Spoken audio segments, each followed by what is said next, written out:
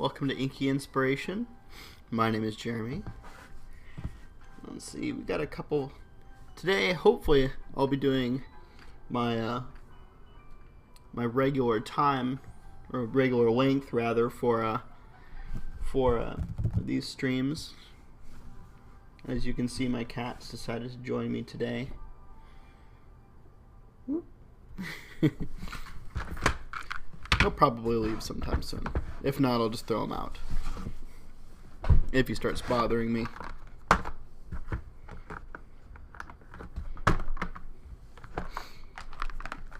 Let's see. Now, like always, I'm going to start off with kind of like a warm-up drawing. I'm not sure exactly what I want to do today. But why don't we start with picking out some colors that I want to use. I want to use kind of this bright green and this light blue. Let's see, what else?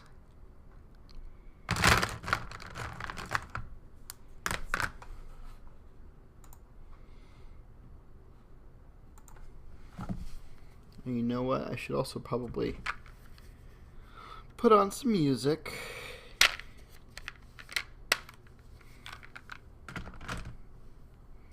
We did actually have some on, but then it stopped, so I'm not sure about that.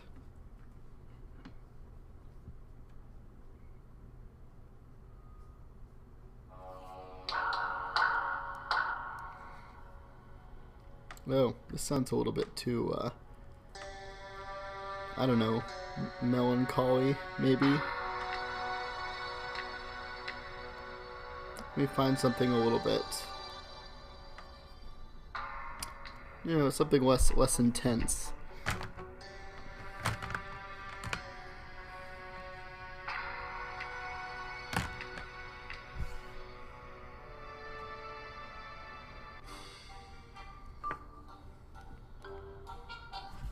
This also sounds kind of sinister, but in a goofy kind of way. Alright, so you have this bright green, light blue, and some black. Let's also use dark blue too.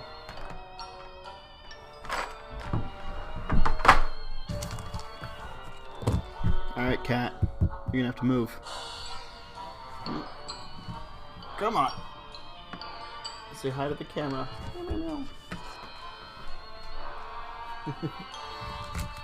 Okay.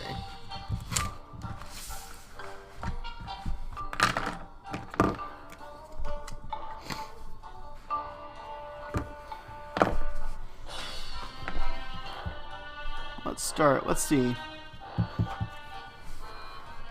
It's the new year, so why don't we write? Let's start with writing out.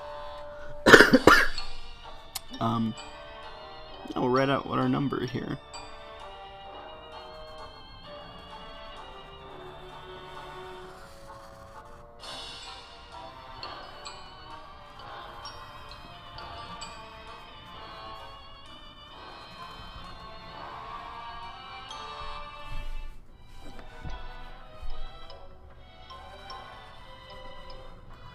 Cat, get out of here.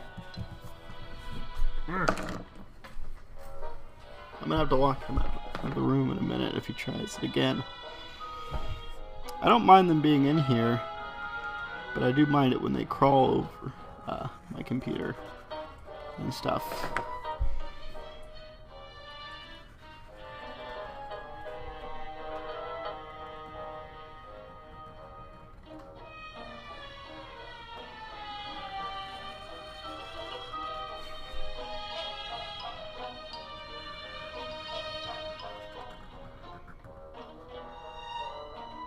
Well, let's see, it's 2008 now, right?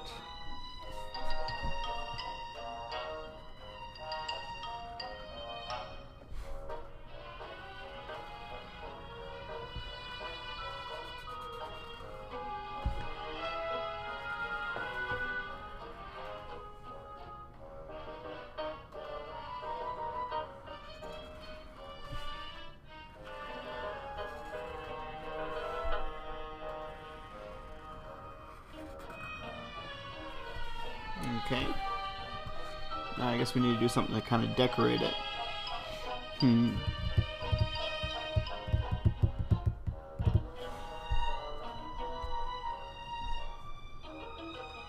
Not sure exactly what I want to do today.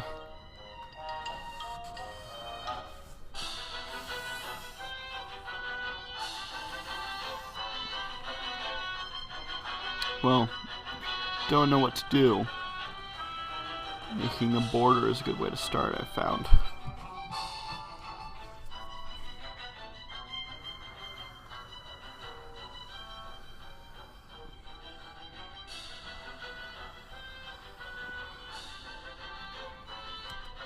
Whoops.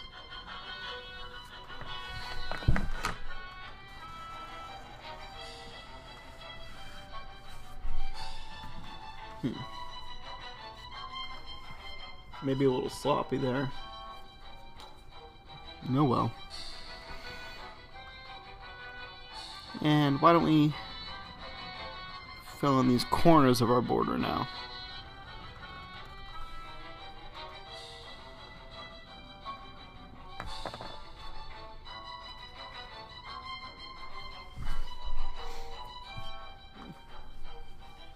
Not looking bad so far. It'll look better the more we add to it. Let's see. I think what I'm going to do now is I'm going to add some, like,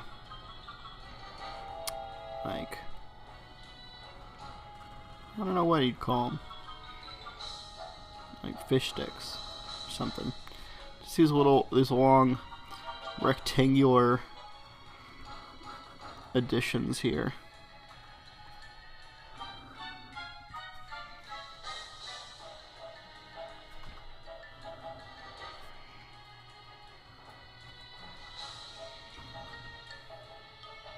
Like little sunbursts, I guess, but very blocky sunbursts.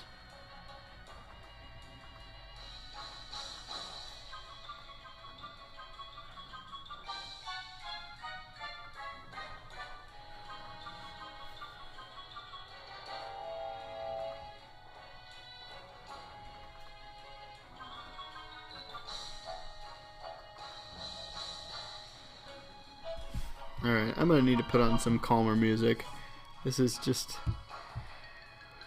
too much for me.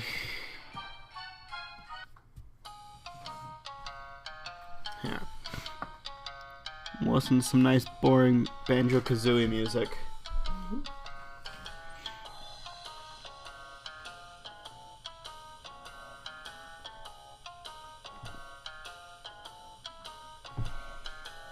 Unthreatening might be a better word than boring. Unthreatening music. Get away from here, cat.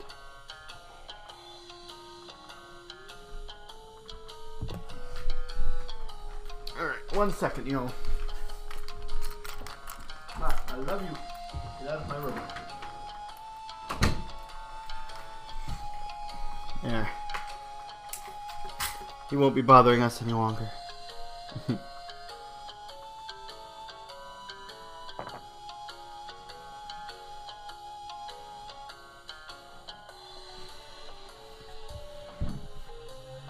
Alright.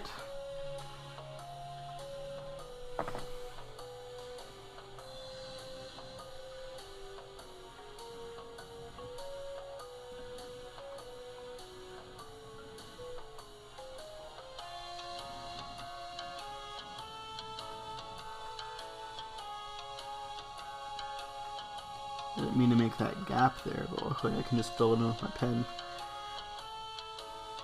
And it won't look bad.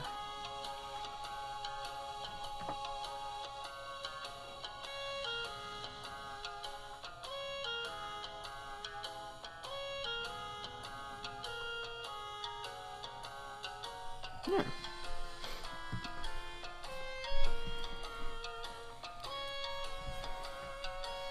Oh, I didn't realize my other cat's also in this room. Out you go. If one cat's in the room and the other one's not, they will scratch under the doors and try to talk to each other. And that it causes problems for the carpet. I mean, they might still do it anyway, but... Alright, what was I doing here? Ah, yes. Make like a little outline of these.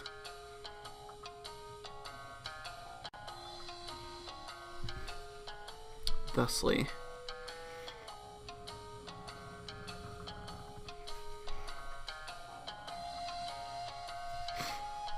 And we'll be going back through and filling these in, adding a little bit more detail in a moment, using our colors.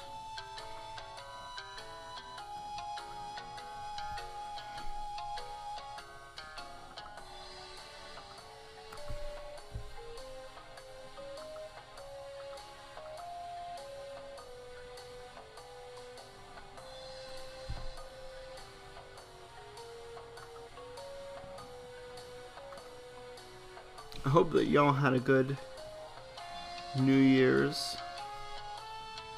Well, I guess New Year's celebration.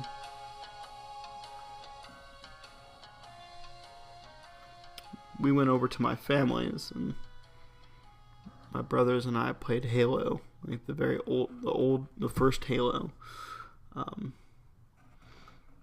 Messed around with that and stuff. We had dinner. It was nice. And then on New Year's Day, my wife cooked a lucky meal for us with, black-eyed peas and ham and collard greens and cornbread. Those are all foods you're supposed to eat on the first day of the year to give you good luck throughout the year. We'll see if it worked. Alright, now that we have those little details, why don't we put another kind of ring thusly.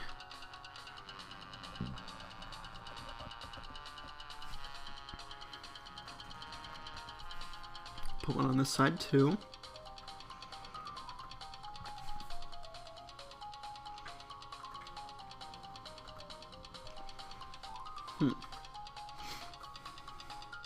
Why don't we make it look like one's coming?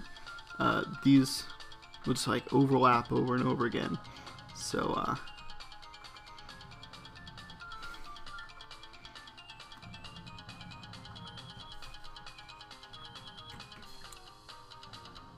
there we go.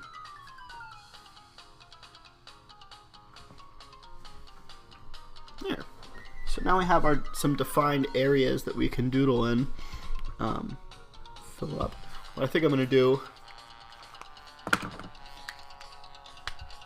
though, before I do any of that, is I'm going to give this the numbers in the middle kind of a thicker, like a thick outline around them.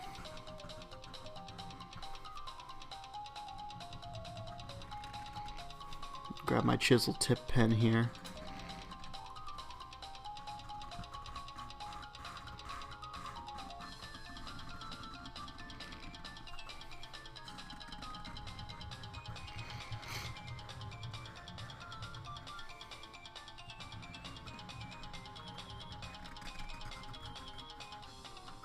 I found that it's good not to be afraid of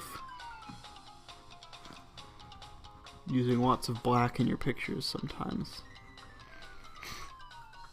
Give big thick lines.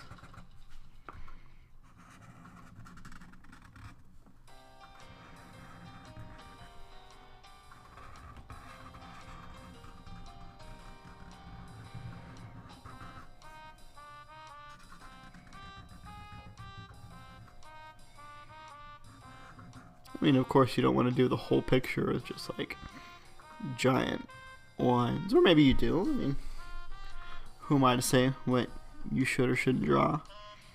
But I think in moderation can be good.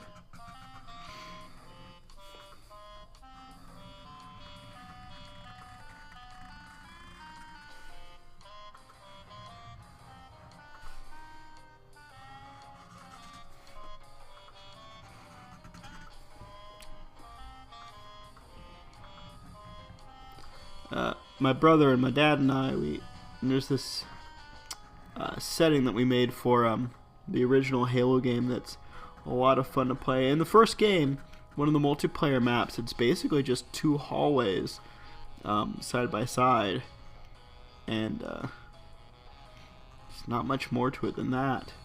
And what we have it set up is that everybody has infinite grenades, and everybody has shotguns, and no shields, and it's pretty chaotic. You know, just grenades going off everywhere, and everybody running around shotgunning each other. It's silly, but it's fun.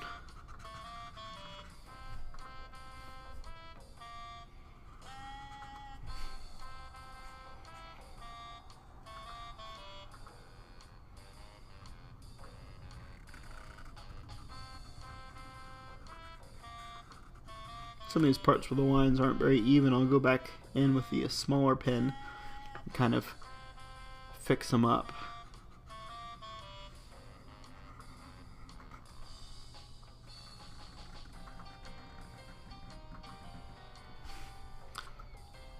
Today's the first day my boys went back to school. To celebrate, I went and bought a new key for my car because my old one got bent and it was causing problems with the car starting. Yay! Now I'll actually be able to get some housework done without having it more or less immediately destroyed.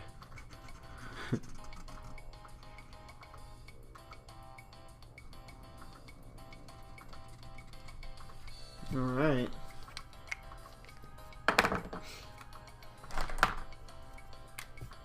So let's go in and tidy up these lines a little bit. That pen's no good.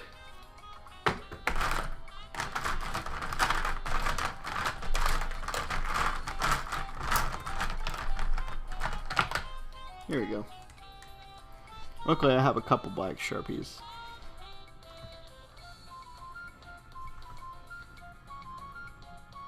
Because whenever you buy a pack of Sharpies, they always have a black one. I think it's the law. Each pack of Sharpies must have at least one black Sharpie in it. So I have a whole bunch of extra ones of those, which is okay because I mean it's the one I use the most.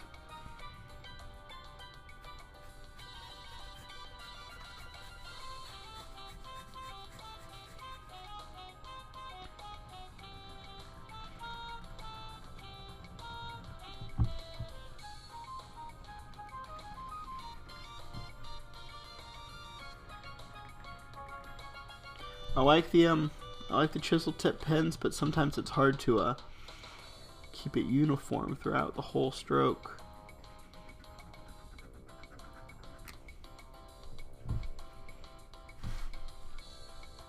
Especially when you're making like I mean, if you're making a straight line, it's easy, but when you're making curves like this, it can be kind of hard. You have to like rotate the pen in your hand, kind of, to keep the chisel facing the same way on the paper.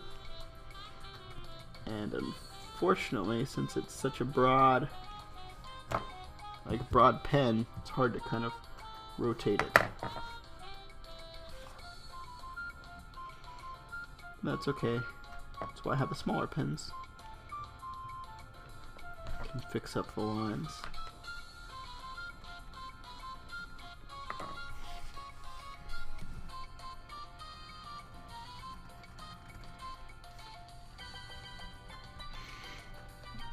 And I guess this also doesn't have to be a perfect picture because it's just the warm-up drawing.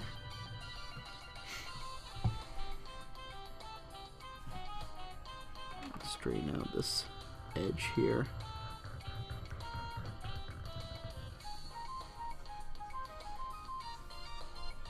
Sometimes with the chisel tip, if you're not drawing in the right direction, it can kind of make this, it's like it jumps on the paper.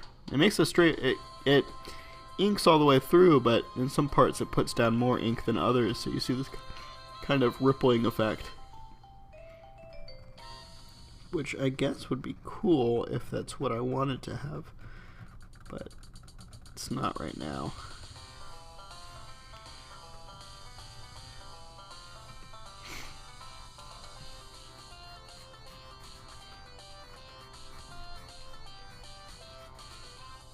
Let's make the lines on the inside a little bit bigger too.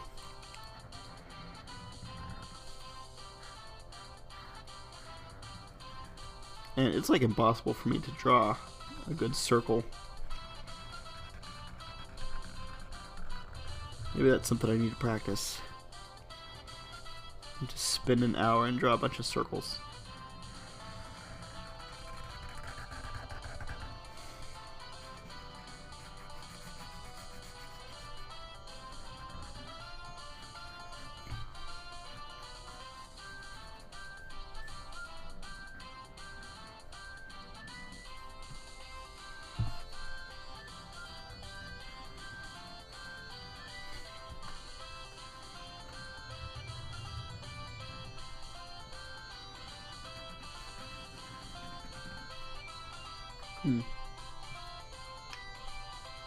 I'm not sure that I like how this is turning out, but that's okay.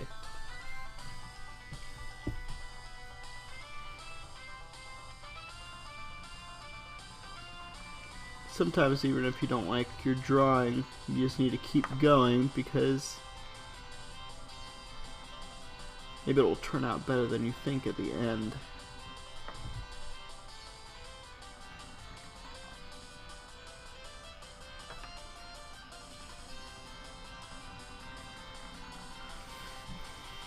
It's really easy to just quit and give up.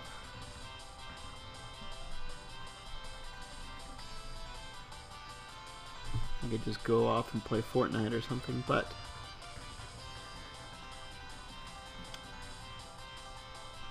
then I would feel bad about quitting, probably.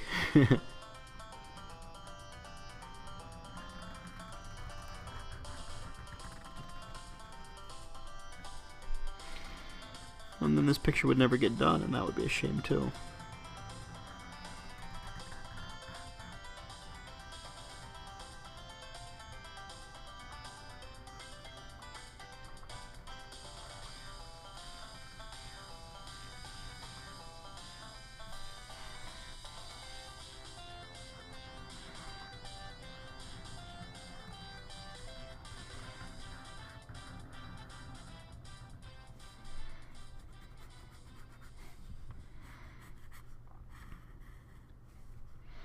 You know, when you're an artist and you're creating something, though, you're the one that has the power to say whether it made a mistake or not.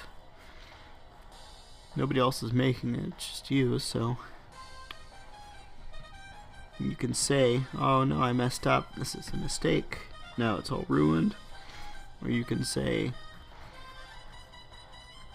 well, I mean, I guess you could pretend, you could bluff and say, I meant to do that.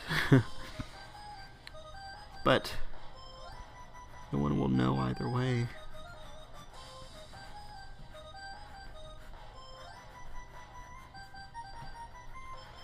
You can just say it's part of the creative process.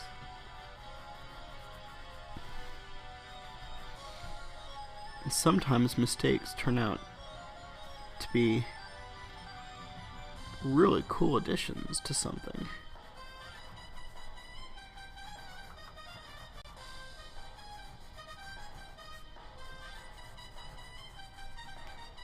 Additions that you wouldn't have made otherwise because you didn't think about it.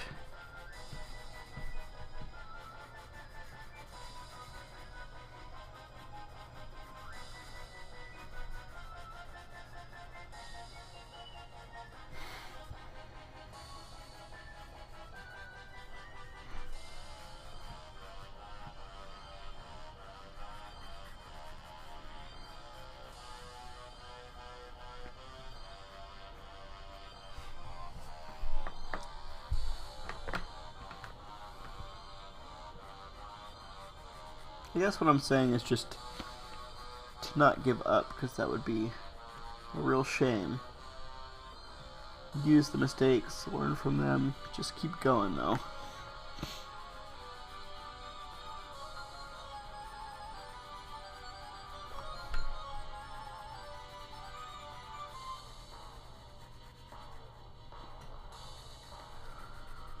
Whew. A bit tired. I tried to go to sleep at a better time last night, and I did actually, but it was hard. It was not a super restful sleep.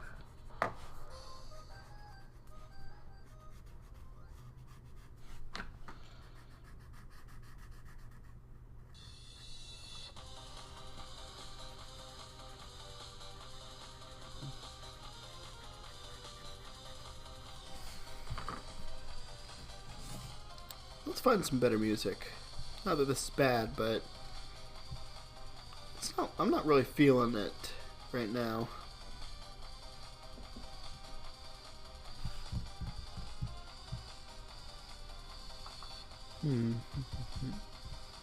What should we listen to?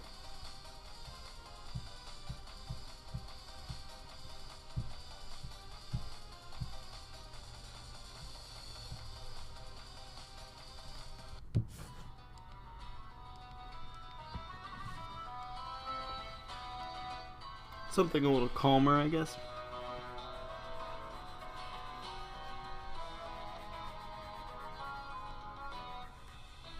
I don't know, as long as I don't fall asleep listening to it.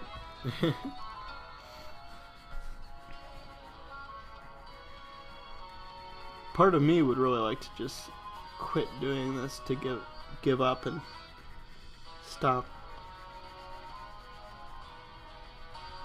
Like stop streaming and stop coloring and drawing and creating and stuff, because it's tiresome sometimes, and it's difficult for my delicate ego.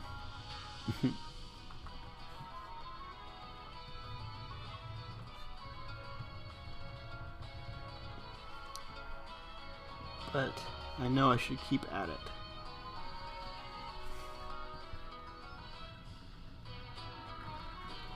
It's hard when I look and I see that nobody's watching, and it's disappointing, but you know, if I keep going and I keep working, hopefully someday it will make a difference. If I just keep creating content.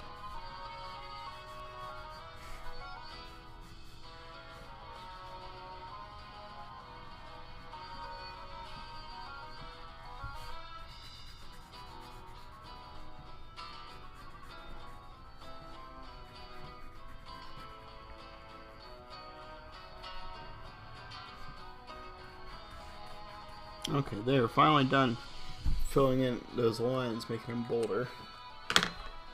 Let's move on. We'll add some color in here.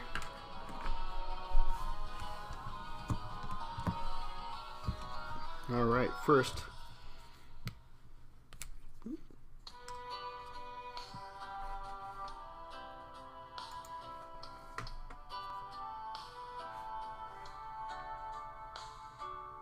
let's see. Let's start off with the green. We'll do these centers here.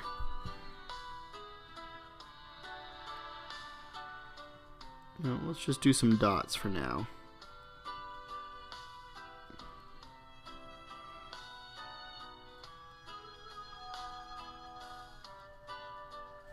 There we go.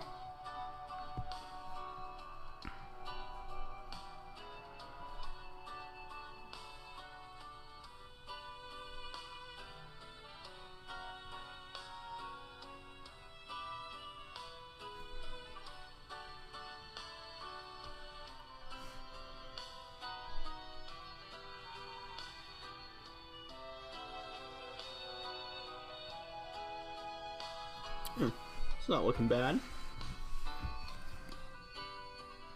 I like this color.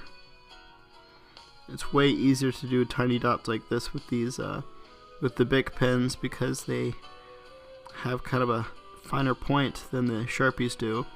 The Sharpies have more of a rounded point on them. I guess you couldn't call it a point if it's rounded, but rounded end.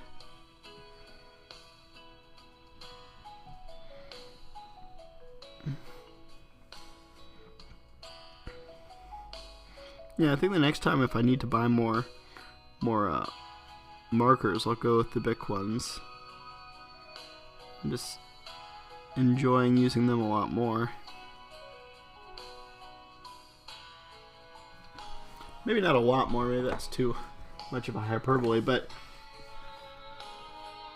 I'm noticing a difference and I like it.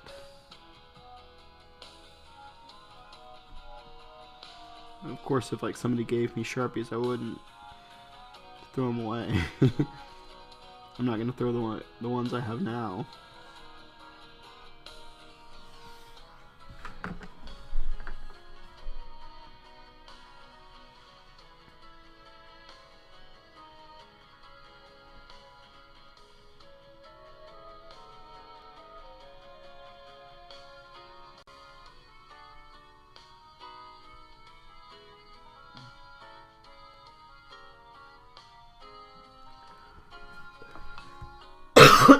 Ooh, pardon me.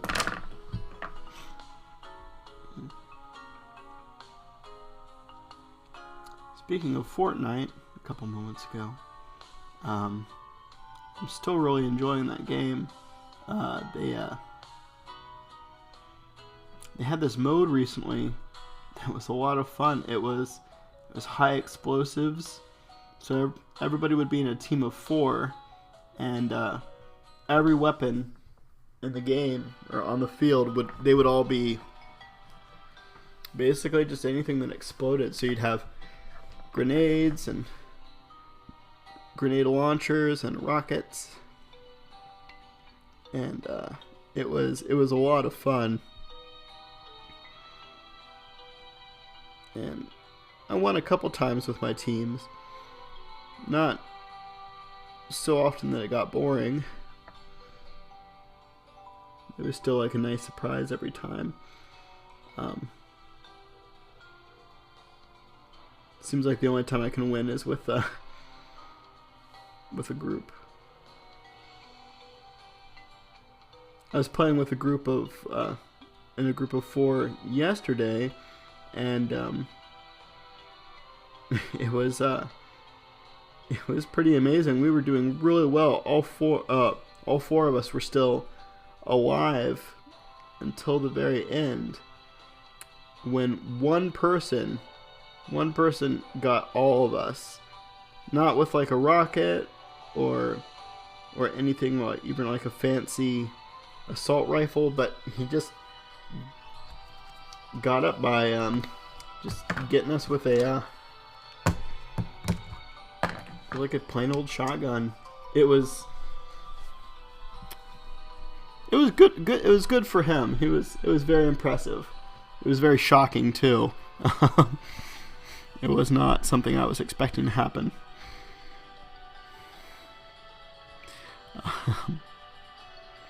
But it was very fun though, nonetheless.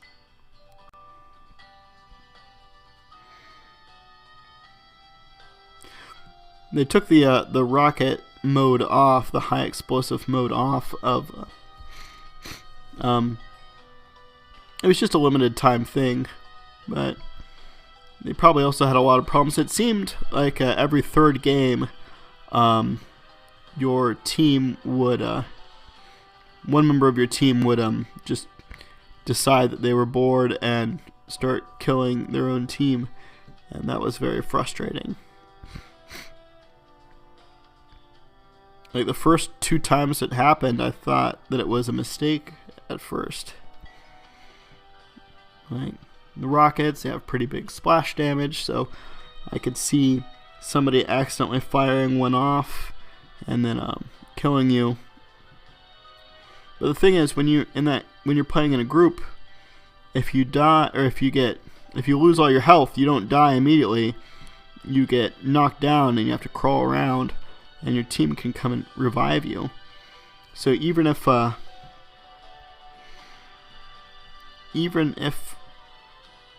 your teammate accidentally shoots you and knocks you down, they can get you back up again. You can keep playing. But I had teammates that purposely tried to kill everybody in the team, and oftentimes succeeded because you're not expecting it. And I guess I was always hesitant to actually fight back. Well, for a little bit. Sometimes I got frustrated with a person on my team trying to kill me or kill my teammates, so I'd blow them up and leave them there. But then I would always feel bad about it, and I would go back and revive them anyway. It's a team game. I just don't understand it. I had one person who knocked me down, and then he stood in front of me and he like waved, which is like you can get your character to do a little wave, and then he logged off, which killed me because there was nobody there to revive me. So I just don't understand. Why would you do something like that? If you don't want to play, just quit. Don't take everybody with you. But you know, I don't know. I can't get in that mind.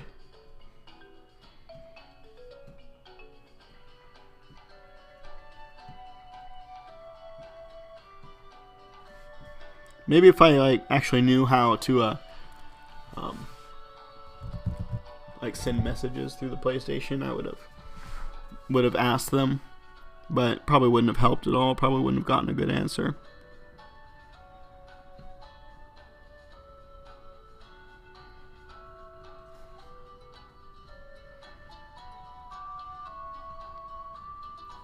Maybe it's just one of those weird things, like when you're anonymous, you don't face any repercussions of your actions when you're on a line, that people just do stupid stuff.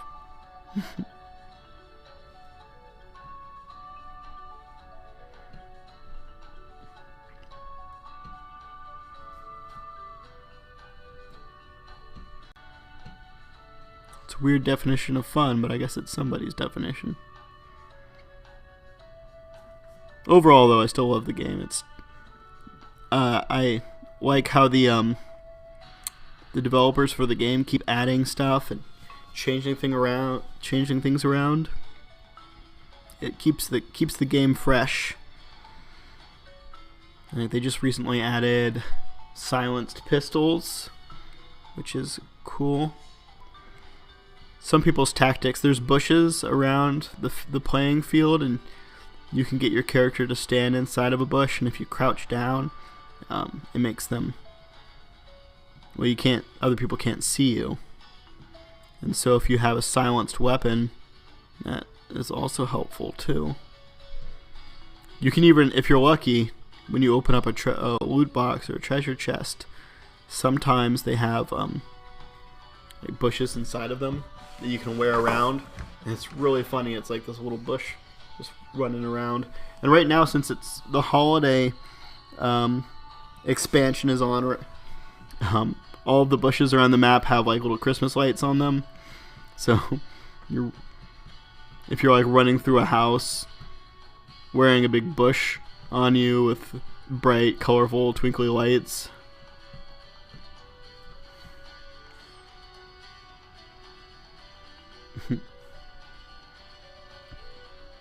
it's pretty silly looking sometimes.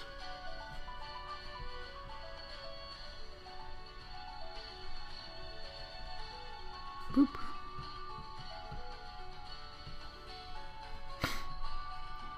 Also, with the holiday update, all of the grenade launchers, instead of just shooting grenades, they shoot snowballs with smiley faces on them that like giggle when you fire them, which is pretty cute.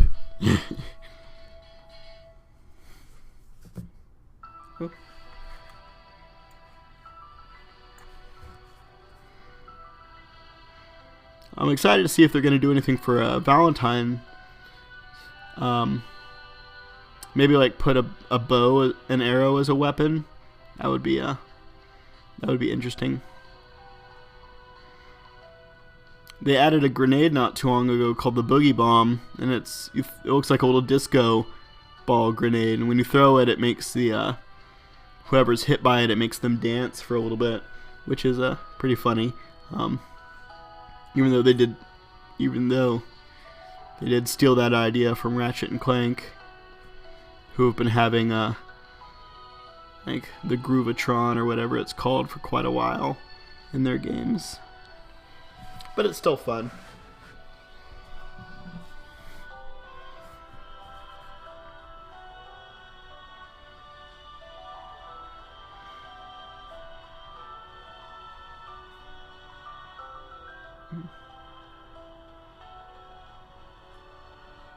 If you have a PS4, we could even play together. I mean, the game's free.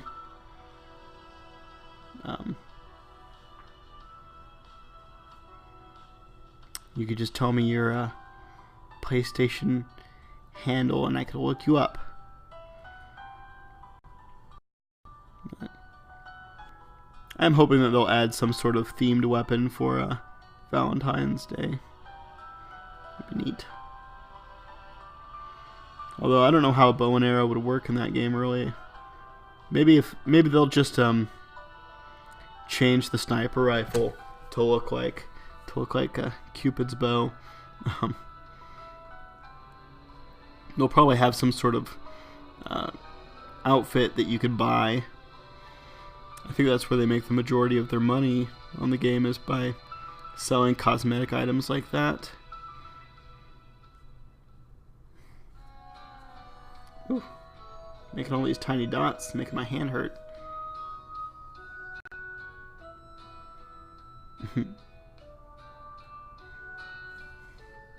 But I'm almost done with the dots, at least. I thought they would look like shiny white, like little lights. It'd go well with the kind of New Year's look.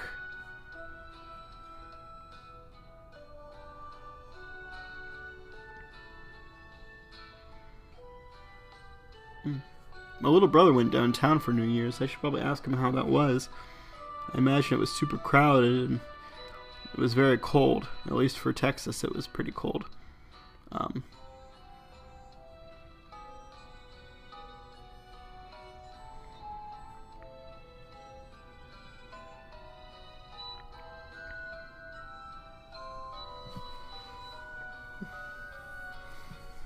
you all ever do that thing where you have just so many video games that you're playing all at the same time, or books that you're reading at the same time, that TV shows that you're watching all at the same time, that it just gets overwhelming?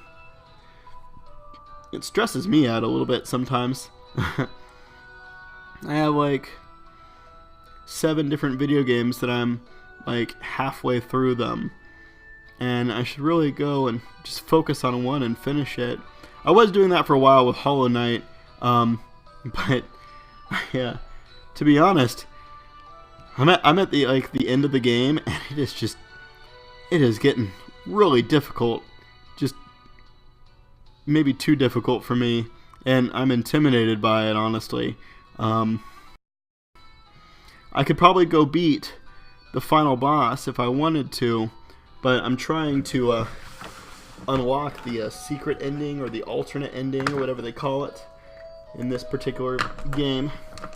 So I'm working hard on that, and it's just tough, and I'm worried that when I have to fight the alternate endings boss, that I won't be able to do it. That'll be just too hard for me, and I'll just be stuck. It's a great game. It has amazing exploration. It's very big, and I don't know, I do love the game. It's just so unforgivingly hard.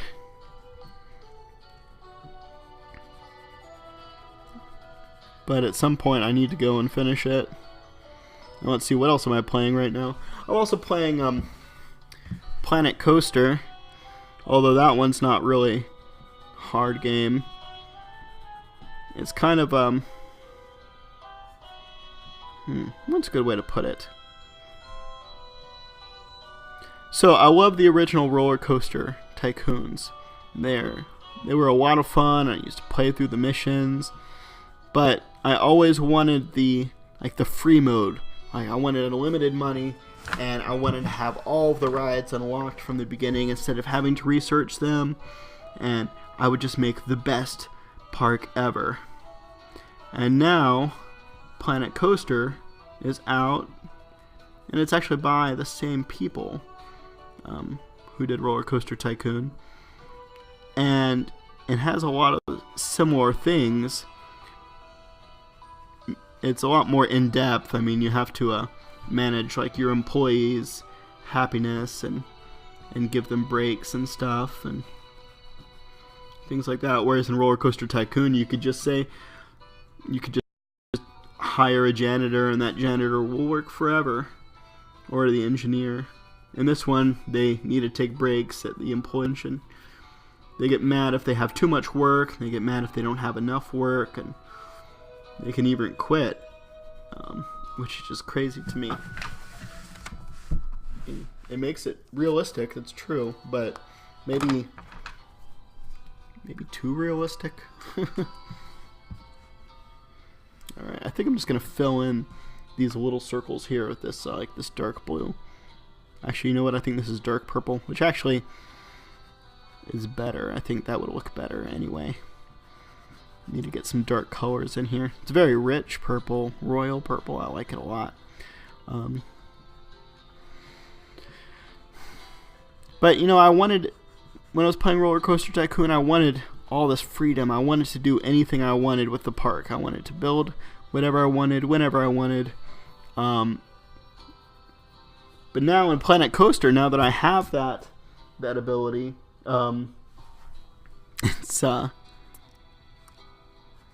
it's like too much. Now I have too much stuff.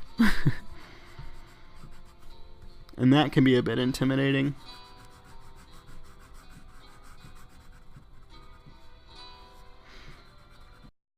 But it's fine. I'm working on it. I'm making I think a fairly cool fairy tale kind of theme park. With dragons and stuff in it. I'm going to make like a little elven city on one side.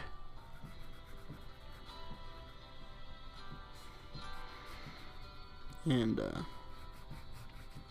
I built up like this huge cliff, or this tall kind of mountain in the middle, and putting like forest around it and decorations, and built up like a tower, like Rapunzel's tower on top. And I'm going to build a roller coaster and have it like swoop around the whole thing, and it should be pretty cool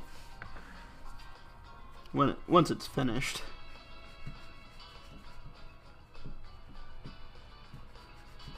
Which will take a while.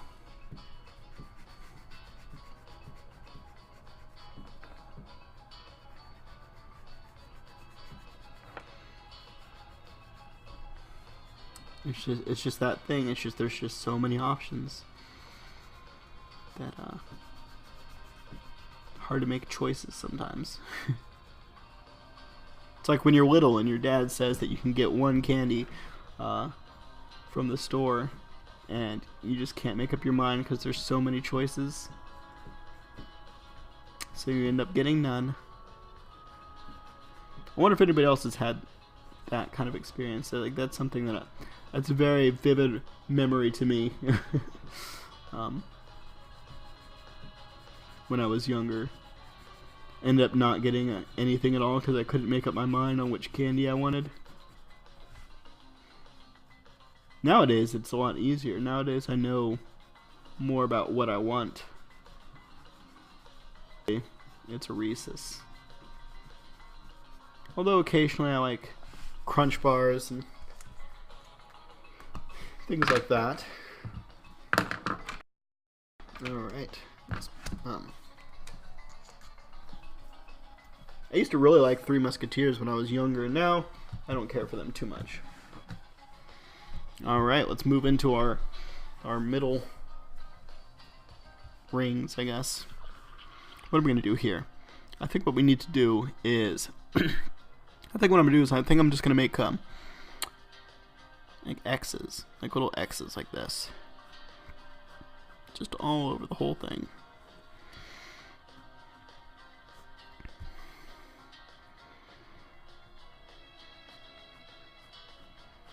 And I'm not too worried about it looking perfect, being all the X's lined up perfectly.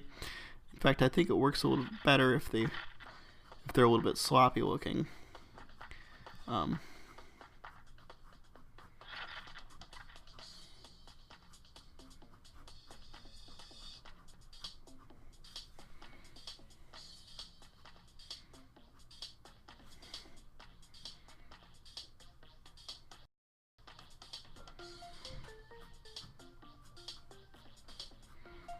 I don't know why, but I think it just looks better if I go more fast doing this type of doodle here.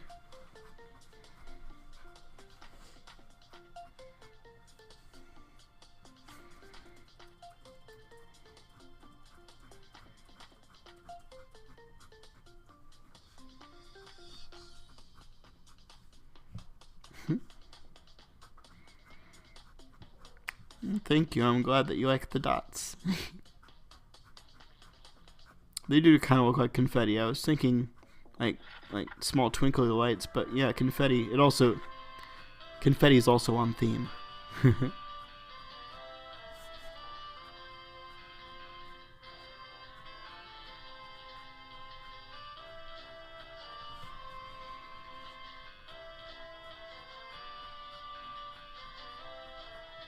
Well, my X's are starting to get a little bit too big. Focus up on making them smaller again.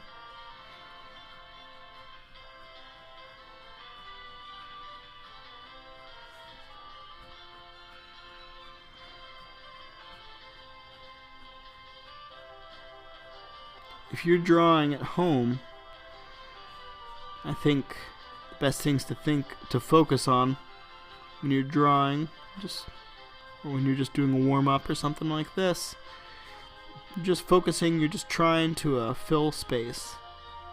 That's all. It's nothing complicated, nothing hard. You're just filling up the paper with colors and lines. And you reduce it down to that, I don't know, maybe it makes it easier in my brain.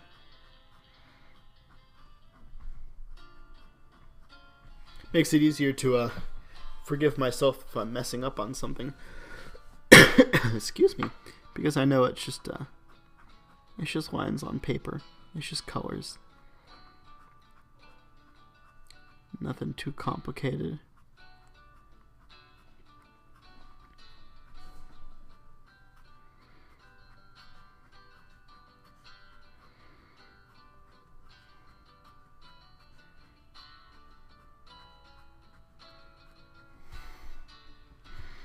Ooh. Hands hurting a little bit. I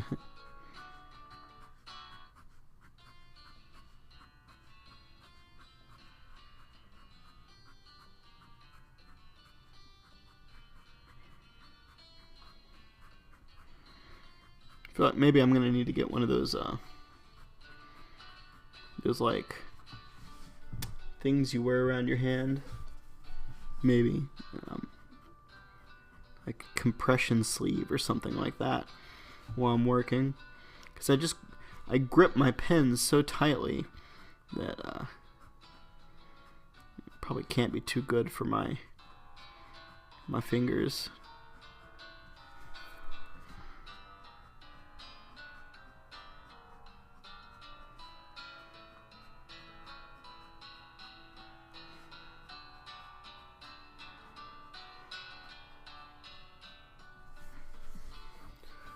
Okay, that's one side done.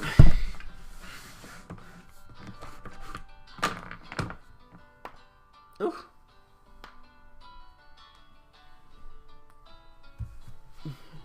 Needed a little stretch.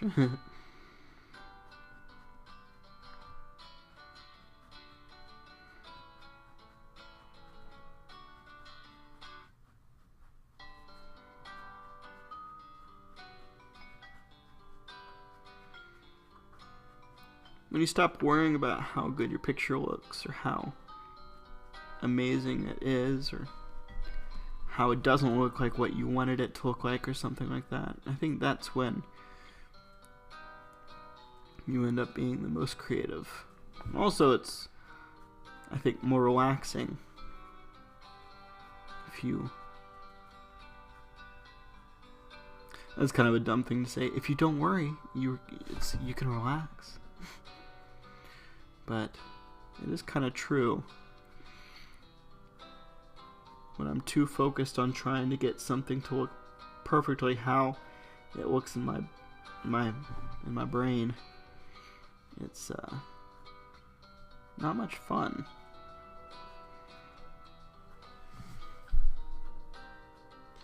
But if you just let that kind of idea go and just focus on filling space and making lines, then it's easier.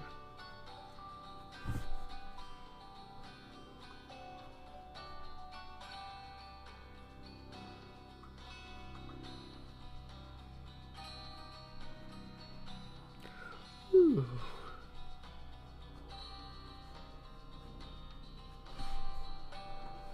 I feel like taking a nap. It's not even 10 yet. Well, it's almost 10, but...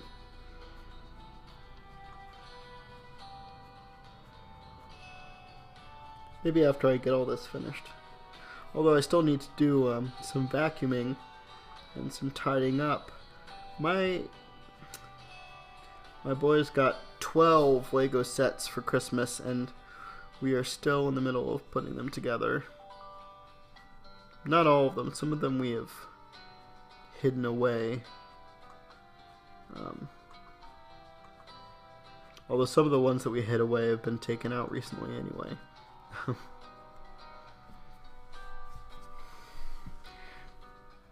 And we've been trying to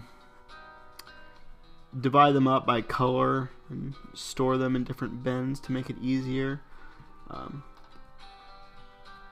Make it easier for the boys to put the Legos away, I feel, more than anything. But we still have some Legos laying out. And before I can do any vacuuming, gotta put those away. I mean, I guess technically I don't have to. I could just vacuum them all up. Legos are just so darn expensive. I feel like a real big waste.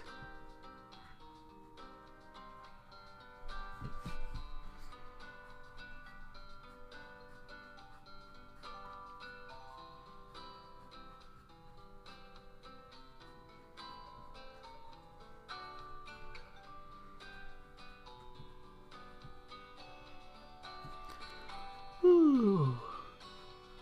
Man, I already drank 10 ounces of coffee. But I might need more. Maybe after I finish this picture, I'll take a quick run downstairs and make coffee break.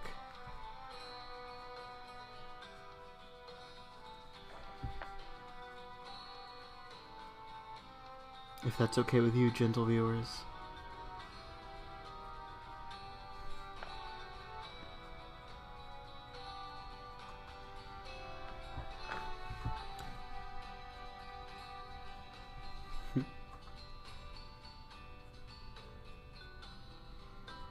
Hopefully this isn't too personal a question, but how do y'all sleep during the winter? I feel like if I have the heater on, it makes my sinuses and stuff get all messed up. Things.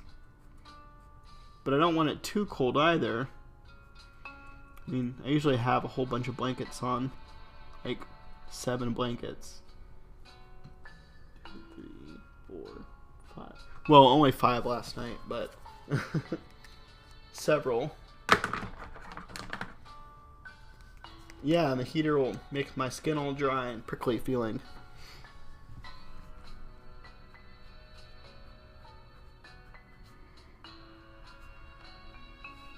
But it's hard, I don't want to be cold either. And also part of me wants to open the windows. Get some, I don't know, I guess a nice fresh winter air. Although I don't know why it would be any fresher than regular air. I mean, we're in the middle of a city. None of the air is probably very fresh.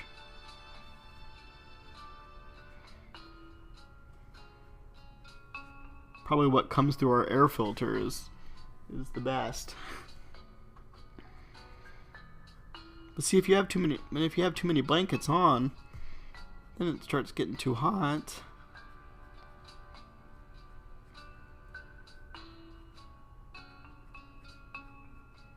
So maybe like the heater on, but also the window open a crack with 7 blankets on, but like your foot sticking out. Yeah, that's probably the best way to do it.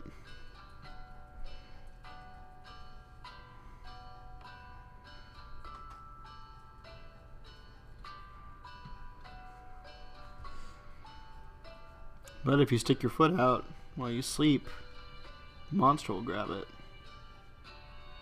from under your bed. So there's that danger as well.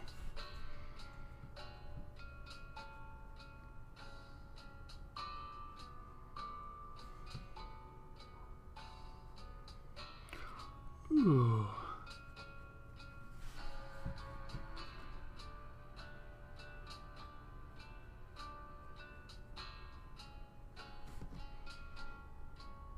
Maybe a humidifier.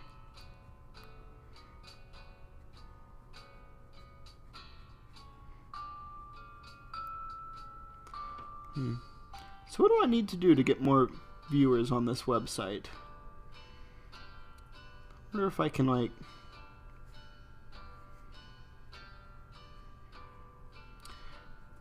I'm not sure. It would be really cool if I had, you know, people who weren't related to me or my family watching.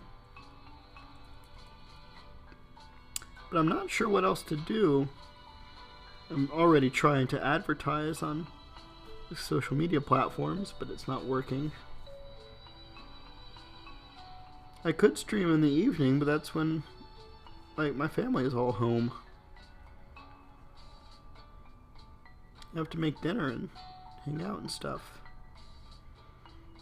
Do family things.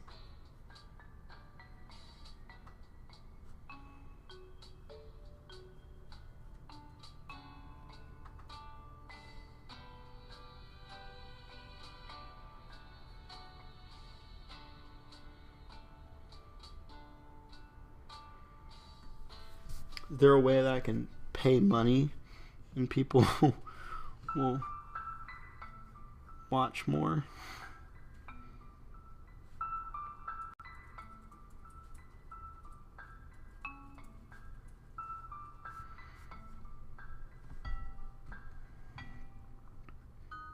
It could be that I just need to find a different website to do the streaming on. I mean, Twitch does have this like, it does have this creative, this like new part for creative content, but it's still mostly just video games. So I don't know about that. Maybe there's another streaming website that would be better.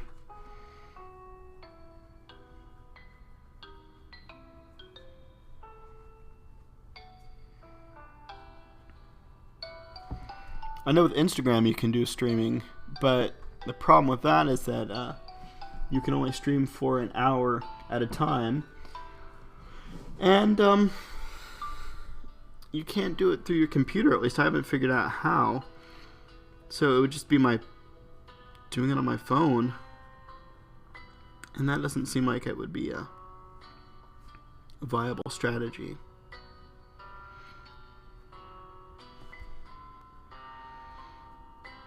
I know there's this option on Twitch where when I'm not streaming on my channel, I can set up auto host so it will, like, other people who are streaming will also be visible on my channel.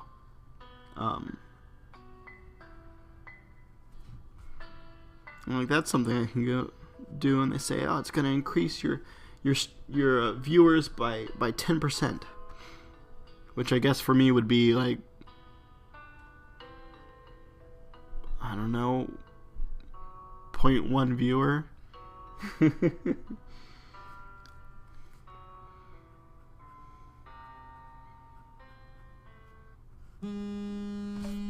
Uh-oh.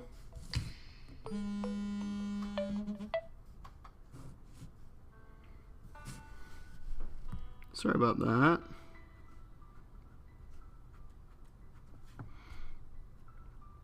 Interrupting my mood music.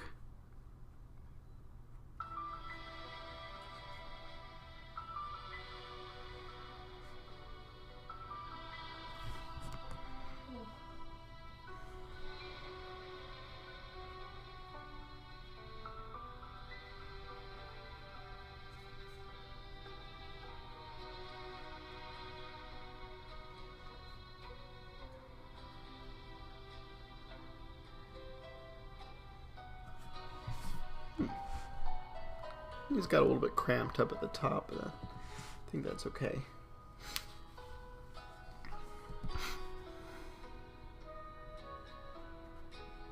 Let's keep going. We'll fill this page up with lots of nice color.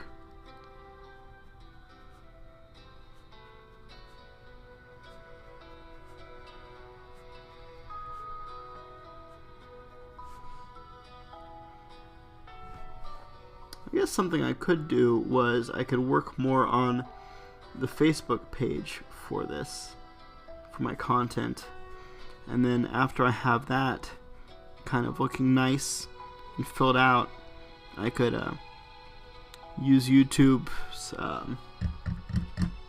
promotion stuff and promote that page, and then hopefully people from that page will come here to watch the content.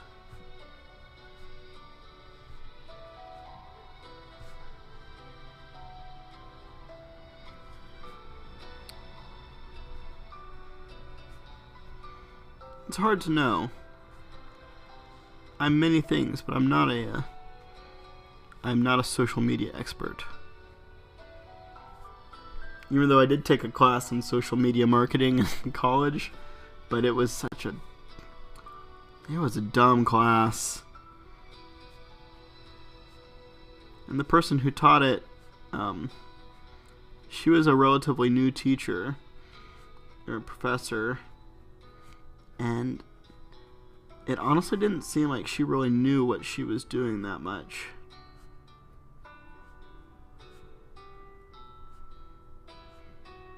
I mean, I got an A in the class, but I don't feel like I really learned anything from it.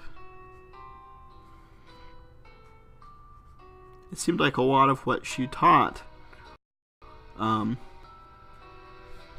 was no longer applicable by the time I graduated, which was just a year later.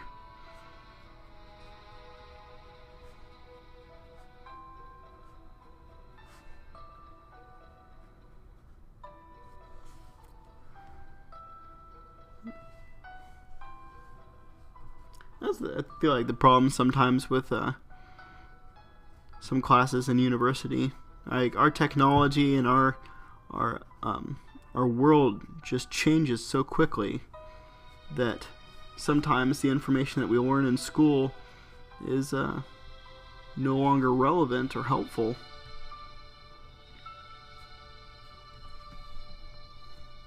But still think school's important, though. I'm not saying that it's a waste of time. It's just sometimes it'd be good if we could learn some things that are more concrete, some things that will more useful for daily life. I don't know. I'm kind of rambling.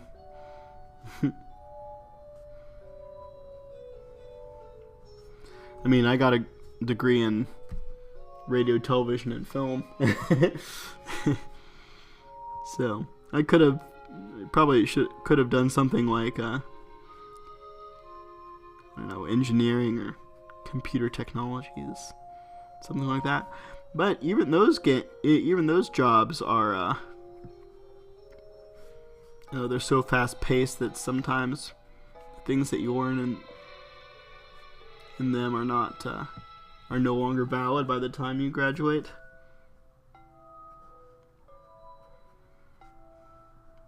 Ooh, and in the future, what if we have robots that write their own code and stuff? Ooh, that'd be scary. But also, I guess people who write code wouldn't have a job then.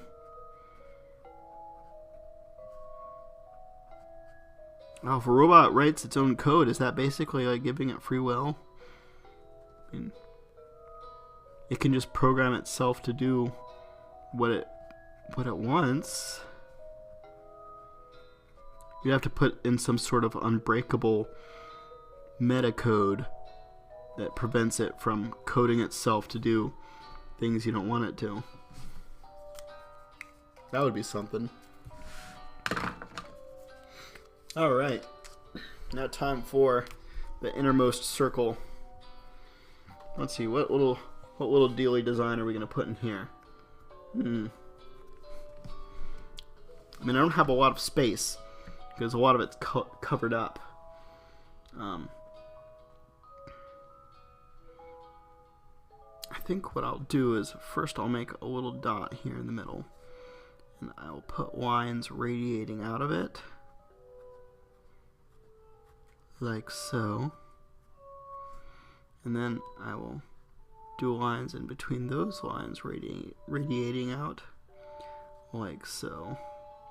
And we'll just keep doing that forever until we run out of paper, or the pen runs out of ink.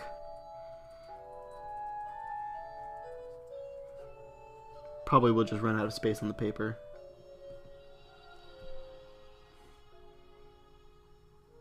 What's an ofen? An ofen eye?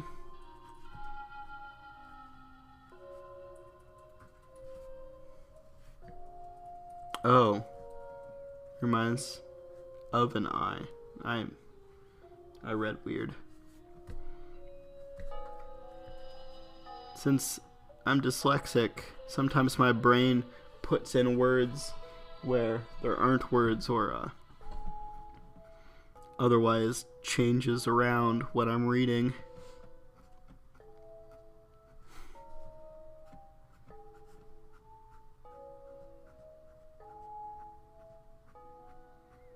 It does kind of look like a weird eye, though. I was maybe thinking of like a firework, but yeah, it does look like an eye.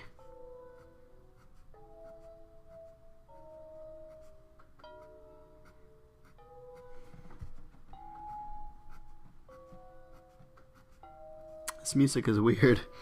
So this music is for the game Slime Rancher, which I've never played, but I like the music for.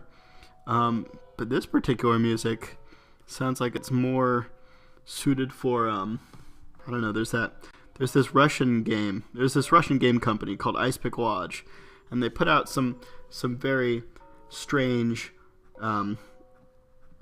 games, one of which is my favorite game of all time, Pathologic, which is gosh, it's so hard to explain. You're like a doctor, or depending on which character you play, you're either a doctor or a healer or some sort of girl with kind of like, I don't know what you would call it, mystical powers or something like that. And you're trapped in a tiny Russian village that's experiencing a plague. So, what do you think of that? Not too bad, I think. It's very colorful, at least. I like the colors that I picked out.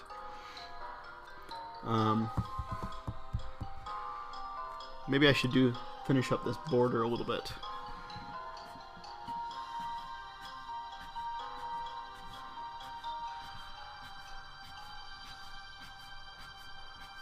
You know, half of what makes art important is having a nice frame.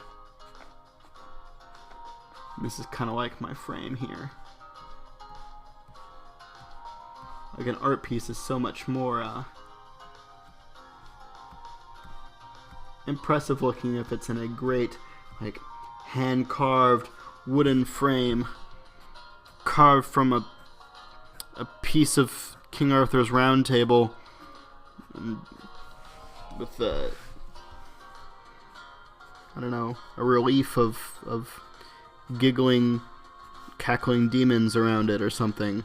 Like something like a medieval monk would draw on the margins of one of the Bibles he was inscribing.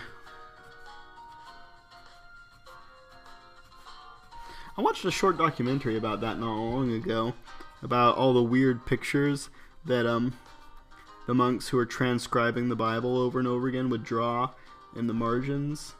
Like, just weird things. Like, the one they were looking at mostly was how a lot of them had pictures of knights fighting snails, like giant snails. And they were going into why that is a thing that's in so many of these old hand-scribed books. Apparently it was a how would you say it? I guess you would say that, alright, a different group of people in medieval Europe were referred to as, like, they were like warriors, and they were referred to as, like, slow. So it was like a medieval diss, I guess, that they would draw onto books. Yeah, an ancient meme. And they would just... I guess it gets really boring writing the same Bible over and over again.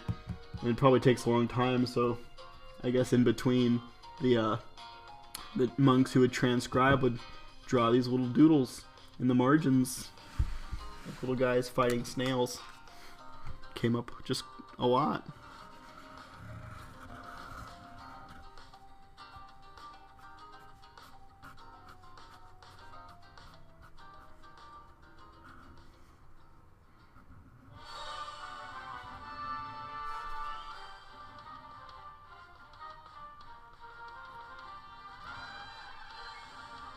I'll draw one real quick.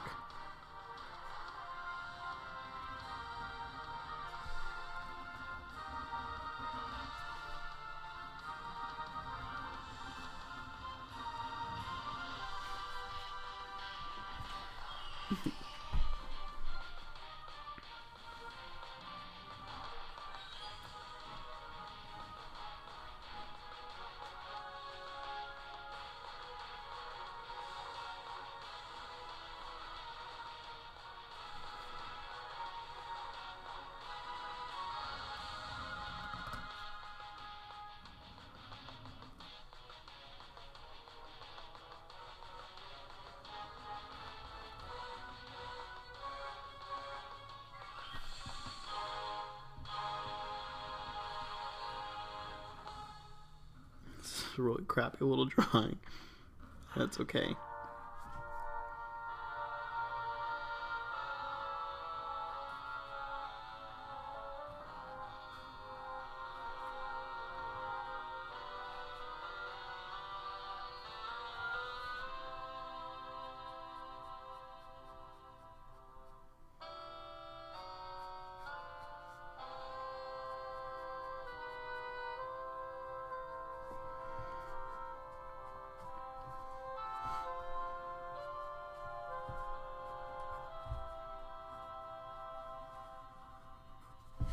There. There's my little doodle in the margin. I'll add to the adding to the ancient meme.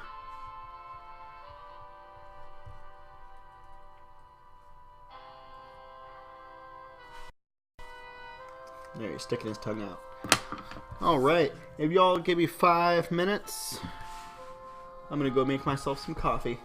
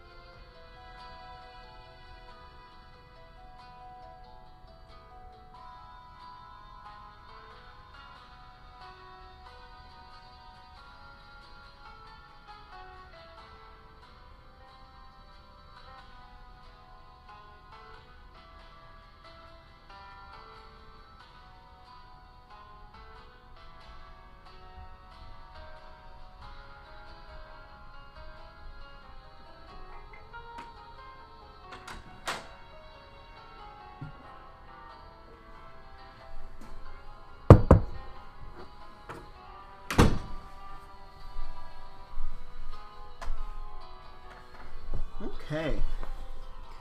I'm back. I decided not to have coffee. Instead, I'm having tea, rooibos, and hibiscus flower.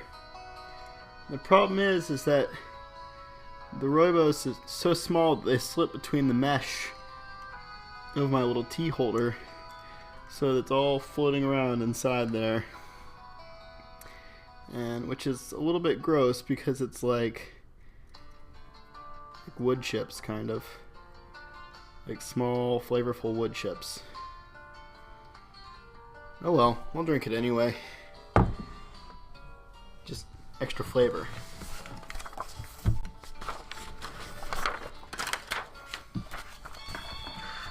Alright, so last week I was working on this picture here.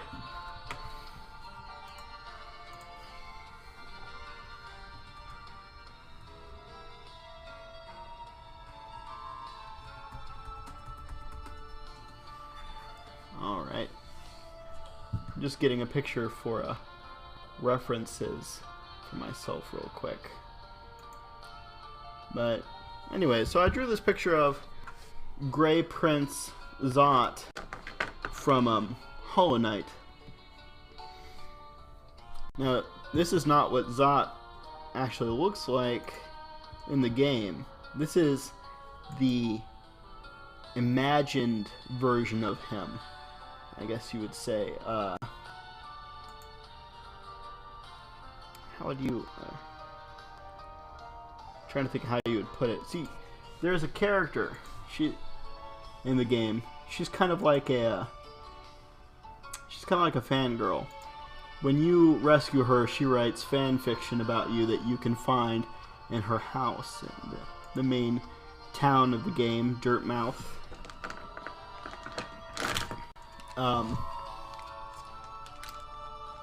Let's see. But after a while, she switches and she starts man, she starts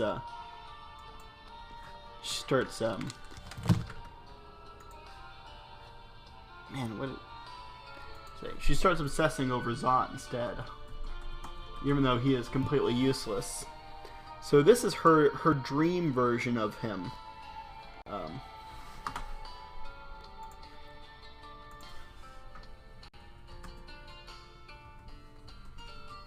keep saying Zote, but it might be pronounced Zote. I'm not 100% sure. So, what I want to do is, I've drawn this dream version of him here, but what I want to do is I want to draw the regular version of him down here, as well as Bretta, and I want to show like dream bubbles coming up, like this is what she's thinking of when she's really talking to him. So, oh, you know what? I'm gonna use the Bic instead of the Sharpie. So what first I'm gonna do is I think I'm first going to draw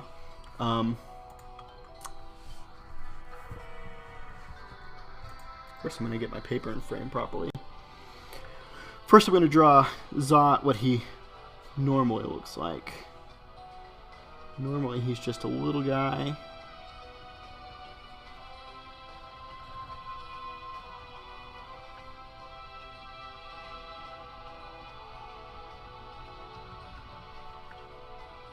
Let's draw his little horn.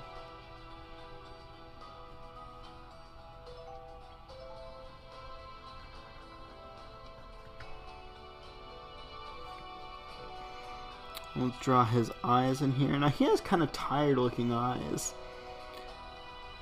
I like to think that there's more to his character than we see.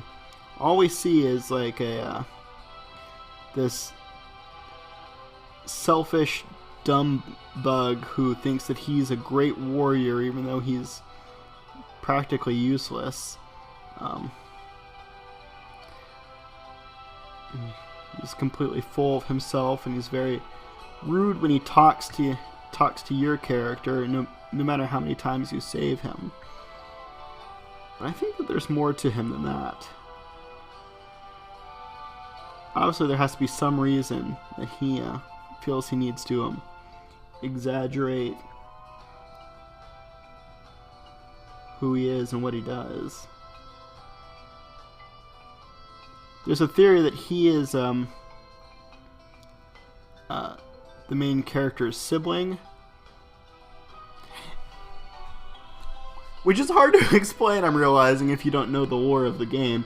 Basically, your character was made inside of the abyss. He's made from dark, abyssal slime. And some people seem to think that Zote is as well, because he looks very similar to the character, the knight. He has the same sort of facial structure. He wears kind of a similar outfit, but I don't think that that's true. I don't think that he is a sibling that has gained consciousness. The siblings don't.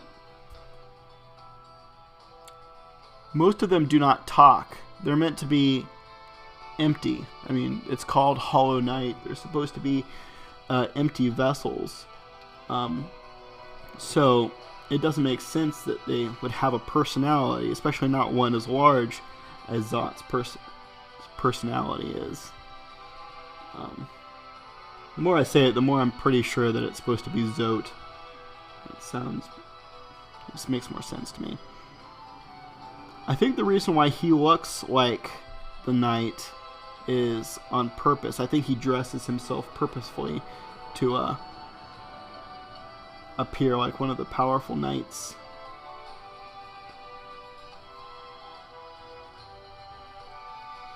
He has sort of the similar like cape that looks like wings. Let's draw his. He has a similar sword to the knight. However, his sword isn't metal like the knight's is. His is made out of wood. He like carved it himself.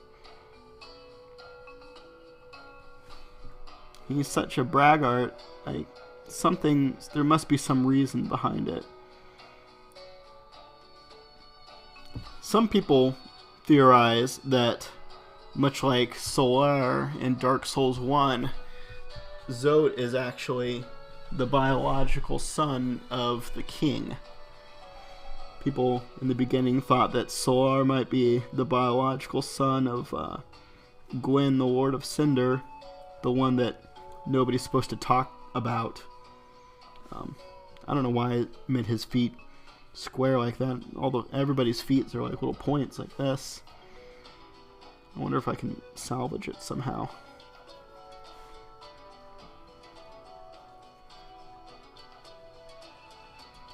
That doesn't look much better.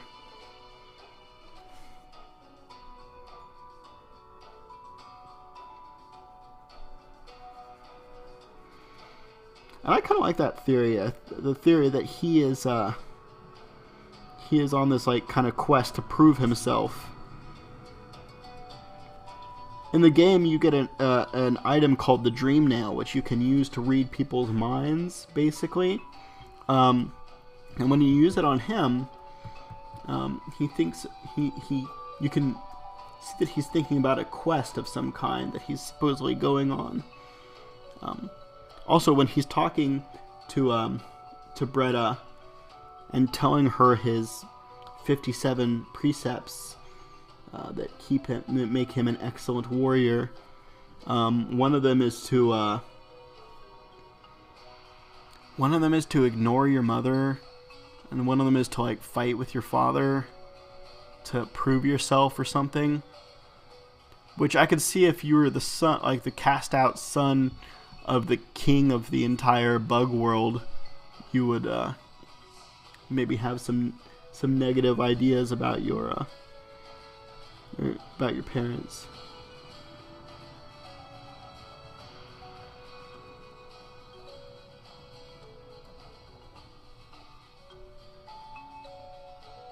Alright, so we're gonna draw Bretta now. I'm gonna have her head tilt up a little bit, like she's looking kind of off the distance. I think I remember reading or hearing somewhere that when you are imagining something, your eyes tend to move up and to the left. kind of goes. Supposedly that's a way that you can tell if somebody's lying by like the way their eyes are looking. I don't know if that's true, but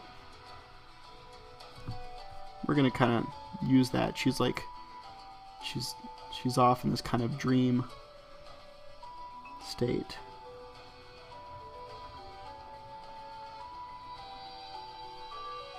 There's her little horns.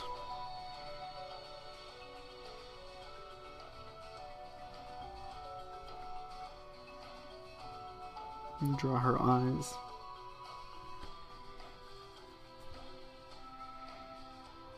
It's really cute though. When she gets embarrassed, she blushes. Maybe I'll be able to draw that in. I'm not sure. I might. All of my pinks might be just too bright to do a subtle blush, but we'll see.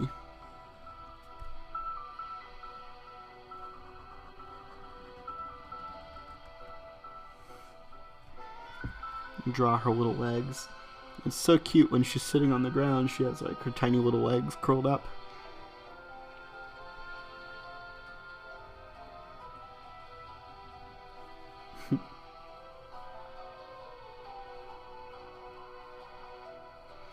I think it's supposed to look like she's like a schoolgirl enraptured, like listening to this story.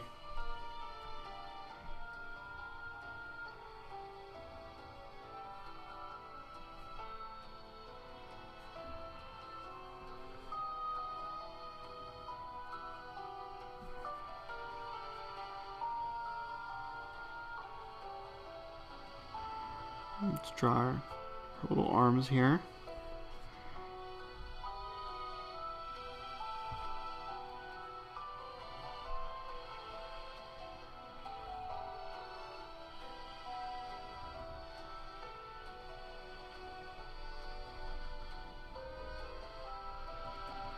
She's like a roly-poly, I think, is like what kind of bug she's supposed to be. You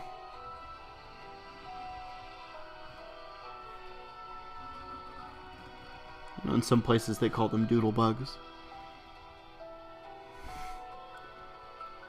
When I was really little, I had a kid's book. It was called The Leaf Men, and it was about like an old woman who was like sick or something. When she was little, she'd lost a toy in the garden, and all the bugs were friends with the little toy.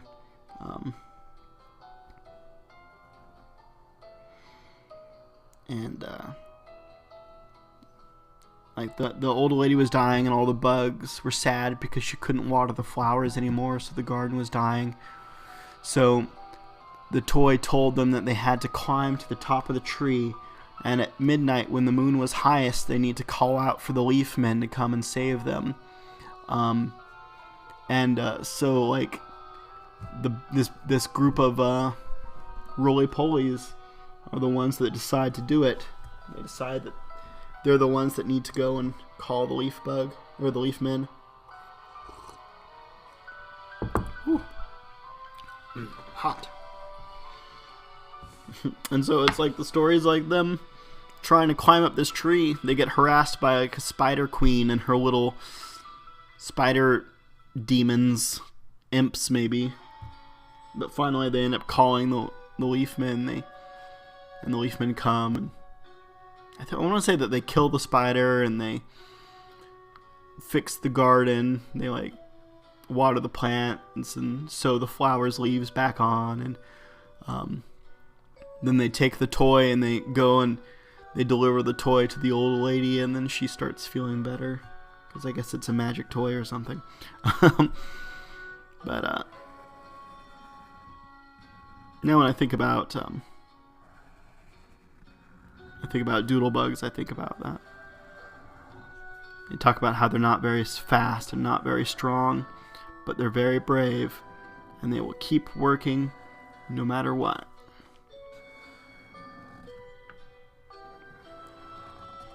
Which is weird, because I don't think of doodle bugs or roly-polies as being very brave. They just curl up in their little shells whenever something happens.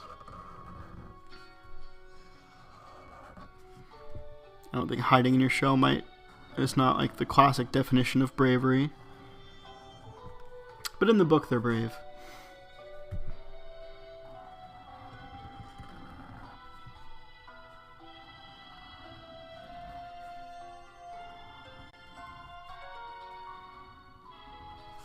Alright.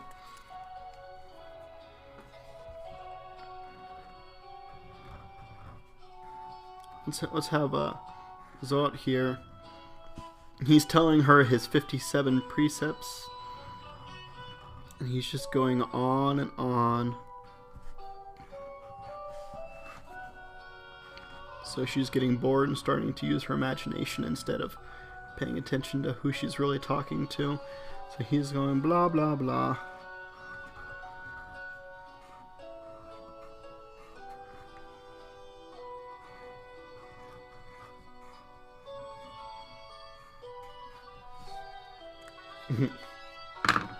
Alright, let's color these guys in. Got a gray, got a very dark blue. I don't think we actually need that. So, Zote's head is white. His body is gray. His sword's made of wood, so we'll do it brown. Let's see. You know what? We'll do her shell, the dark blue, her outer shell here. And, oh, you know what I need to do real quick is,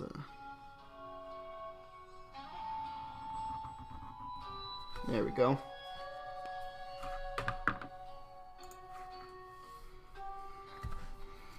So we'll do her outer shell blue, and her inner part will be gray. Let's see if we have something to do a blush with. I have this kind of peach, and I have this light pink. I think the peach might work better.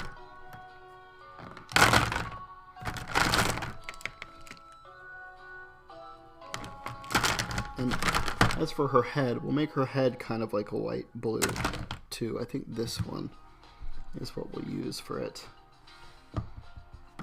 Okay, cool.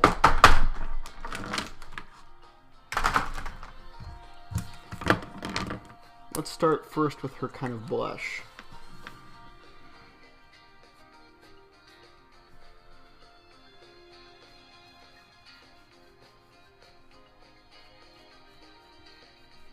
It's like a...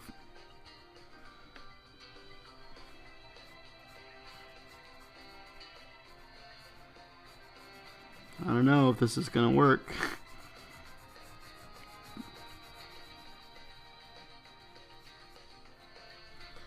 Maybe a little bit too peach. If I give it a little pink around the edges.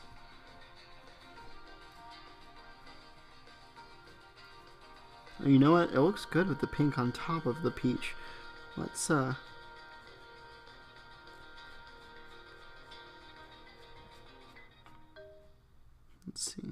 Yeah, it's not too bad.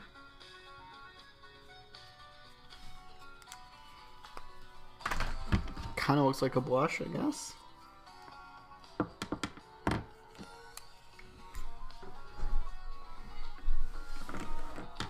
You know, I don't really like this dark blue. I think it might just be too close to black. But that's a little bit too bright of a blue, I feel. Oh, and that's, yeah, that's right, that's the purple. Let's try this one.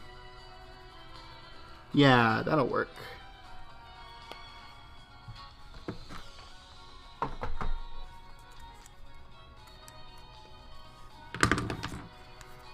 So, let's do her shell. Her shell's really shiny, so we're gonna give like a little... Might use that light blue to give some accents to like...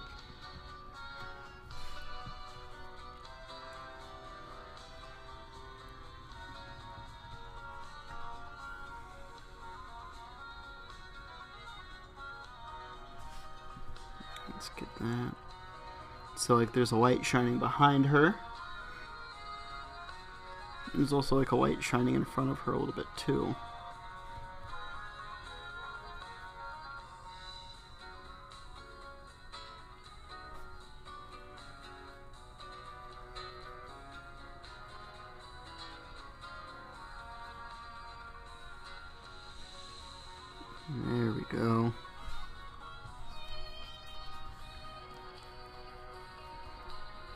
So what I think I'll do is I think I'll use this light blue to kind of fill in these empty spots, so that'll look like there's some like light shining on her shell, making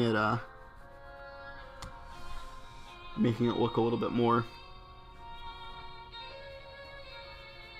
I don't know, just like a little extra detail.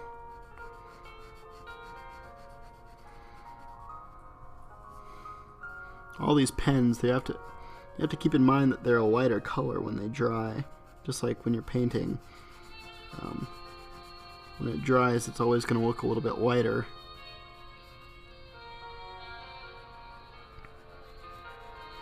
And I drank that tea and I gulped down a whole bunch of the floating little rooibos in there. Rubos? Crap, I'm probably saying that wrong. Rubos? Rooibos? One of those. But now it's like they're like stuck in the back of my throat. It's kind of gross. I know what'll fix that, drinking more of the tea that has the same rooibos floating in it. That'll help out. Alright. So that's it for this color. Oh, where did I put? There we go.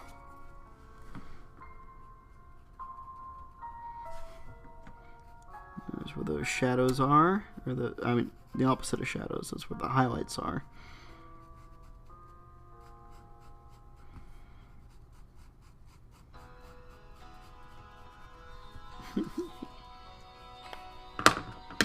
Let's do the gray of her body real quick. Oh, you know what? We forgot her little pincers here.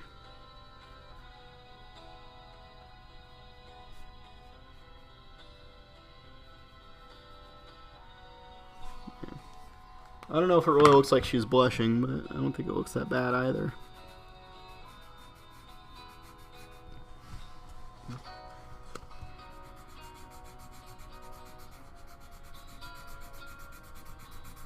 Oh, next time I get pens, I'm going to have to get another gray one.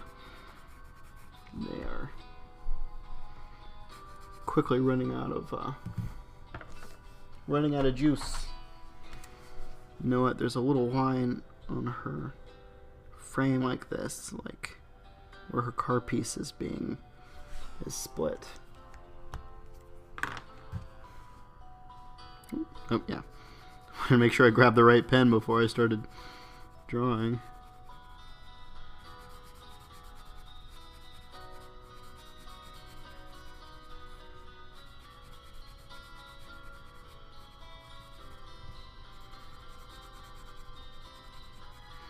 Well, she's quite a bit more colorful than she is in the game, but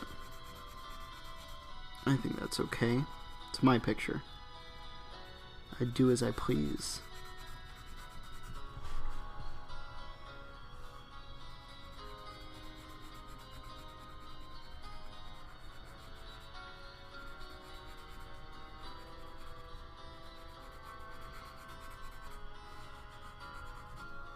What do y'all think? Good? Bad? I don't think it's bad.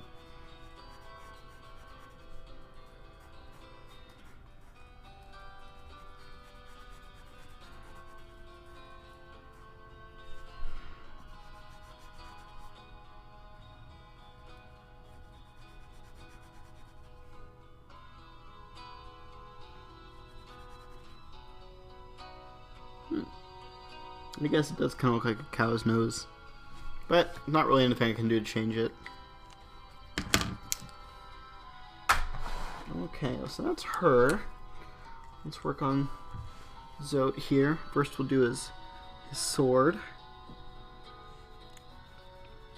Color in that wood. Now, the more I think about it, the more I think he is probably somebody who's trying to, I guess, impress his impress his father, who very well could be the king. I don't know. So I think I'm going to leave his head white, but we're going to make his cape here, color that in.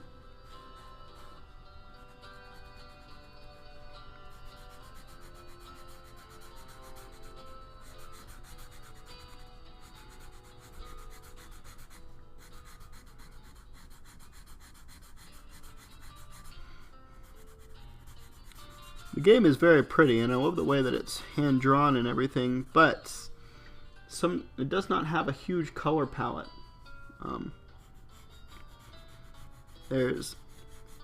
When there's a lot of color, it's a surprise more than anything.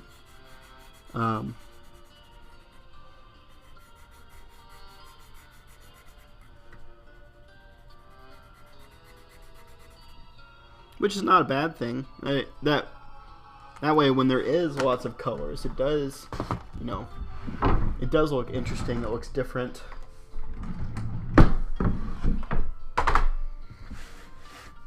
I noticed that I have a couple pencil lines here on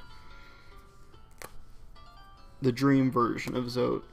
So I'm going to fix those up real quick. I'm just kneading up my eraser so it's all good and ready.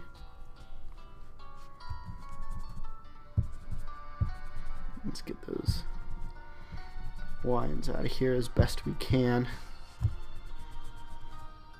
from my rough outline.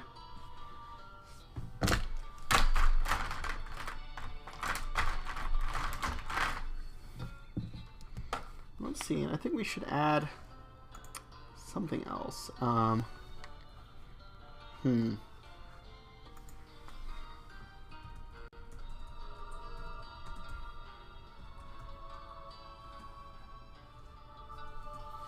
Let's see. Since this is inside the Dream, in the game, dream worlds and whatnot are kind of shown as kind of like orangish, goldish kind of color.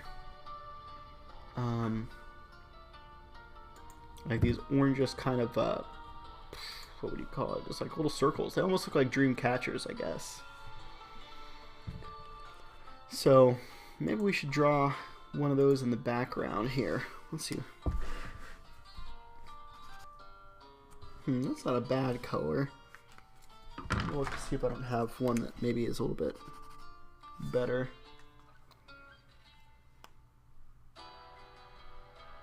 No, you know what? I think I'll use this one. I think that'll be fine. Alright, so let's start. Big circle here.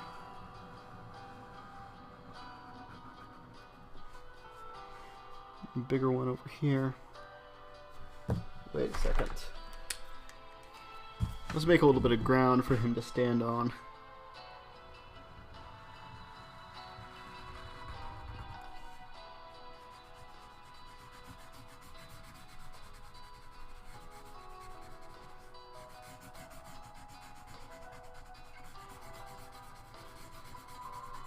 A little bit of shadow.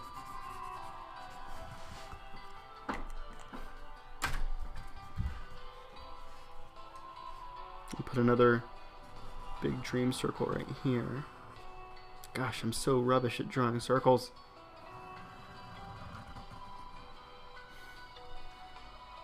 Put a smaller one behind here, over here. Let's see now.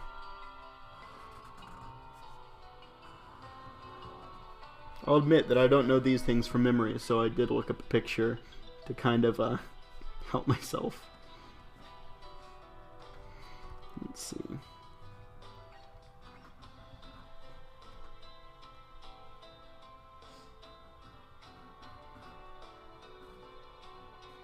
I didn't realize until now that they did kind of look like they do kind of look like dream catchers.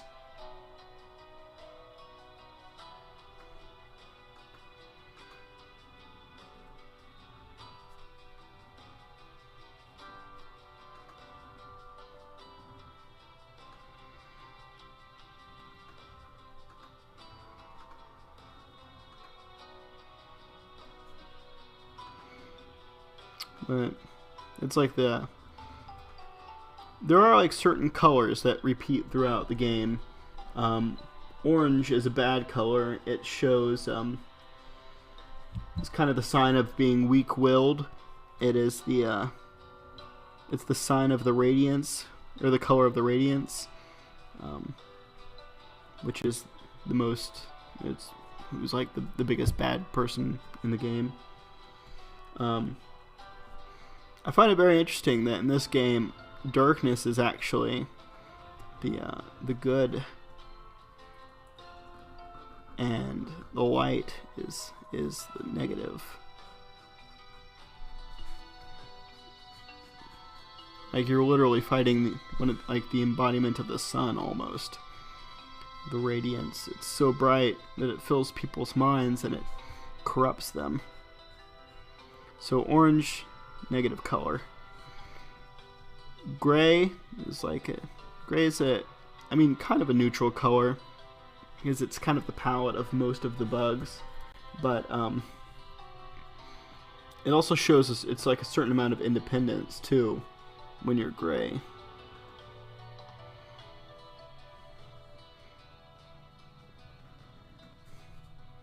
Black is a good color. It's for the most part.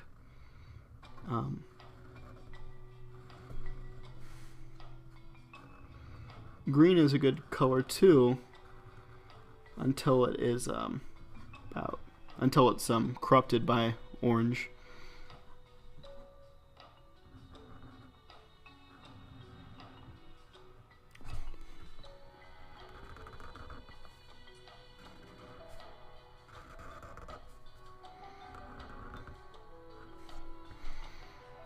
I can't really think of all of them, but there's like a meaning behind the colors in the game.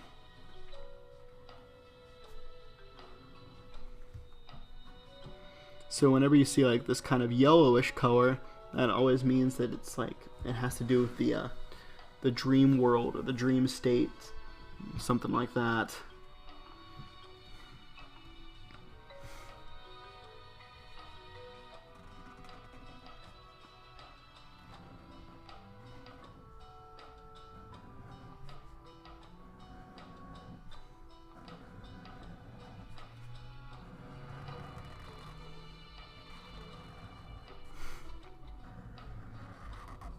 See if I can draw these properly. This is not my kind of art. I'm not super great at it.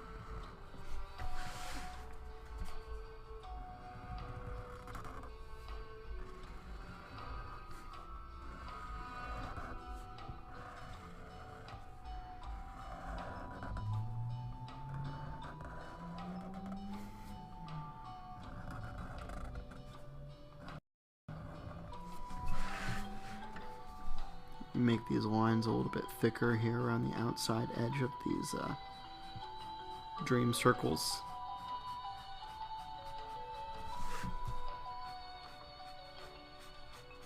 The character that gives you the dream nail in the game is a moth, and the moths were the race that actually worshipped the radiance for quite a while, feeding it power and whatnot. The moth that you talk to in the game is the last one of its kind, and it gives you the dream nail as sort of as like a recompense. I don't know if that's the right word, but to make up for past failures, it says something like that. So they understood after a while that the radiance was the true evil in the world, the corrupting power. And they hope by aiding the Hollow Knight, or just the Knight, by aiding the Knight, they will make up for some of that.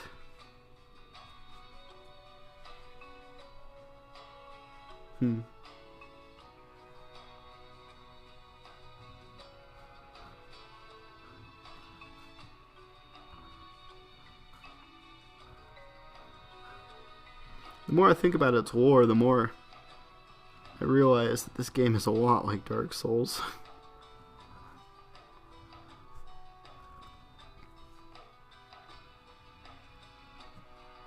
Not that that's a bad thing.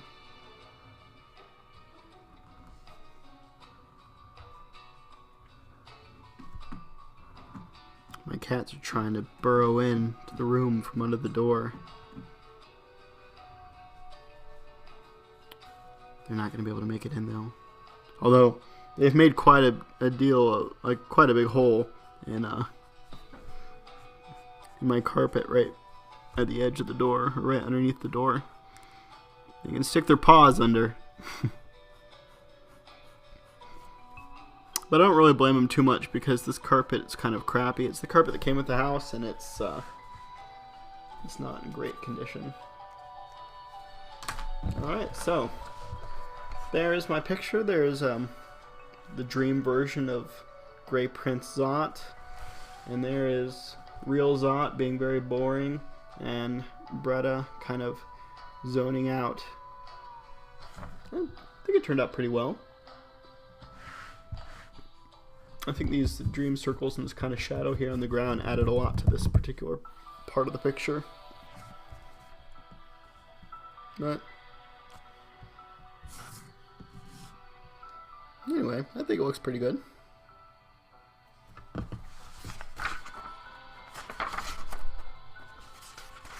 Alright.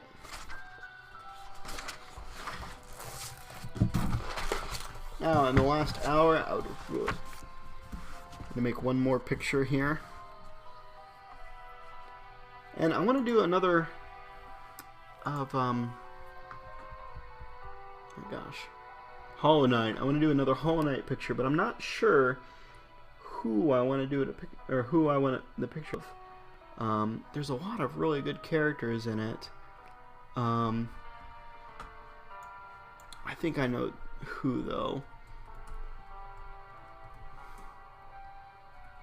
There is a villain in the game. He was part of the DLC. But I really like the way he looks. He is basically I don't actually know what kind of bug he is. Almost like a praying mantis, maybe? But I'm not sure. He is a part of a traveling circus, though. But it's kind of like a demon circus. It's like, this is like the bug version of Something Wicked This Way Comes. But I really like the way he looks, and see if I can draw a good picture of him. I'm trying to think of how I want to do it, though. Like, how do I want him posed? I could have him fighting with the knight, or I could have him kind of performing. When you fight with him, it's a performance. He is there's a whole like stadium of people around. Not a stadium, but it's like a theater. It's a production. I've yet to be able to beat him because he is so fast and just hard. He's just so hard. Let's see. Let's get our colors out at least first.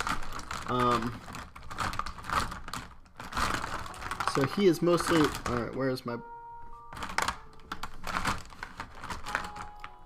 He is almost entirely black and red. He has a kind of like a fire motif. There it is.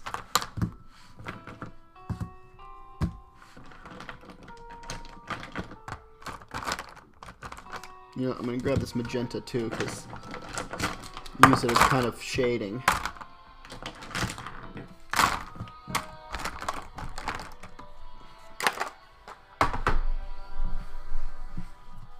I think I have an idea of what I want, though. One of his attacks is to basically use his cape to I don't know, like the edges of his cape go down into the ground and then come up as like pokey spikes. So I think what I'm going to do is I'm going to draw a picture of him with those spikes shooting up.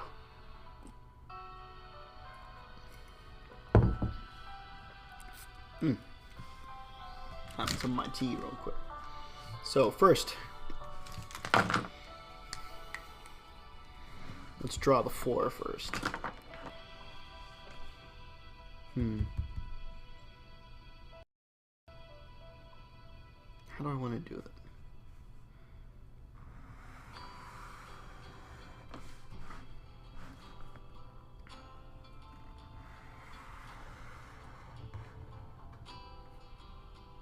The floor in his arena is kind of almost looks like molded clay. It's subtle, but I really like the way it looks, so I'm going to see if I can replicate it myself.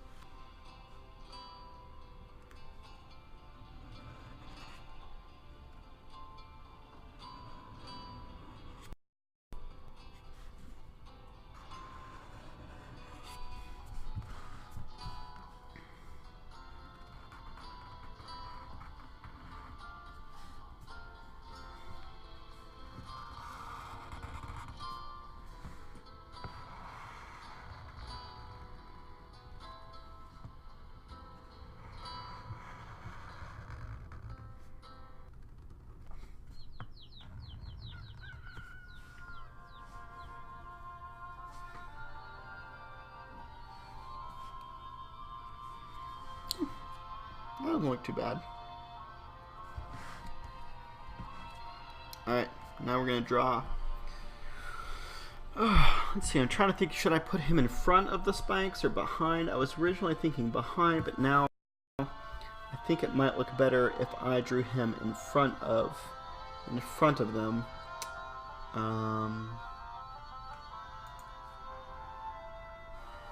Let's see. I think that's what I'll do. So he has very long, thin legs. Let's I'm gonna draw his head first. It's kind of like these little devil horns almost. Very round head that end with these horns. And it makes sense that he has horns because he's a bug of some type, but also because he is very demonic kind of presence. And then he has, this is all black, and then he has kind of the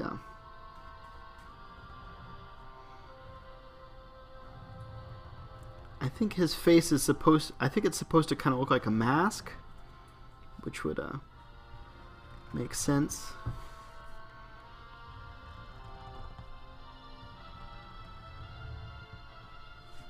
Not only because he's in a theater troupe, but because a lot of the bugs in Hollow Knight wear masks. In fact, at one point you even meet the mask crafter. All he does is just tell you like lore, basically, but it's an interesting little tidbit they added in there. Alright. Let's color this head part in.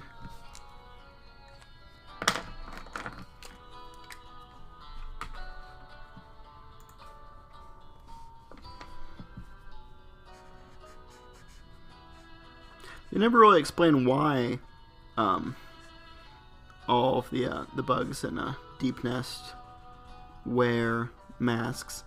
I think the reason, though, is I think maybe originally before the kingdom fell, it was a sign of like prestige. The idea is that before the White King came, the bugs were pretty much just mindless creatures. After he came, he gave the bugs the gift of like intelligence, more or less. I think after a while they started wearing these masks as a form of like self-acknowledgement. Probably a fashion thing too, maybe.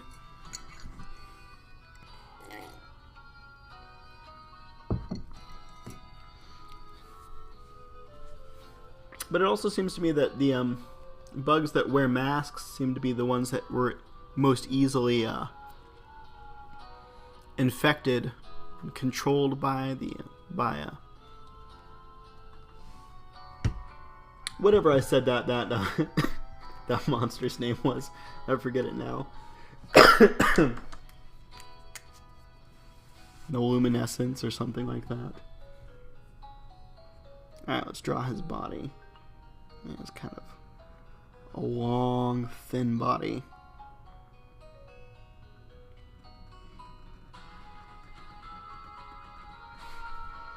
Kind of moves out for his hips, but then it goes back in for his legs and tapers off pretty dramatically.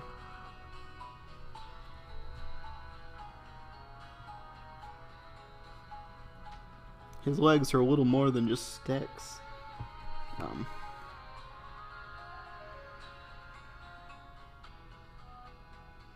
Let's see.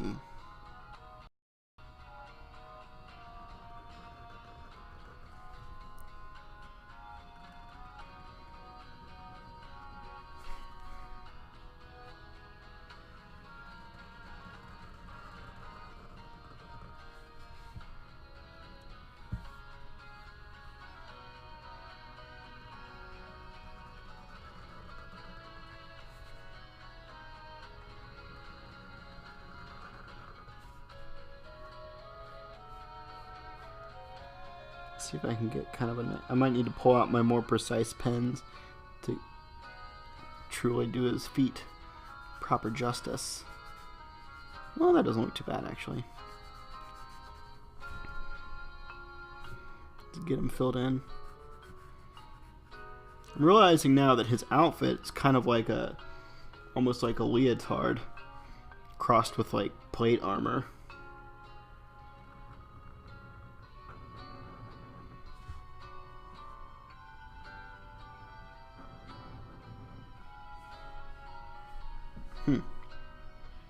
Right now he's looking pretty funny. Not really much to him at the moment. Alright, so he has a kind of a collar. It's like made out of his cape basically, but it comes up and kind of points. So that's what we'll do is we'll put. I'm gonna skip this song. I don't really want to listen to any music with words in it right now. I guess I finished that whole album. So I'm listening to, that was the music from the game Slime Rancher, but now it's music from Endless Legend, which is a really fun, time-consuming game. It's kind of like Civilization, except you're on a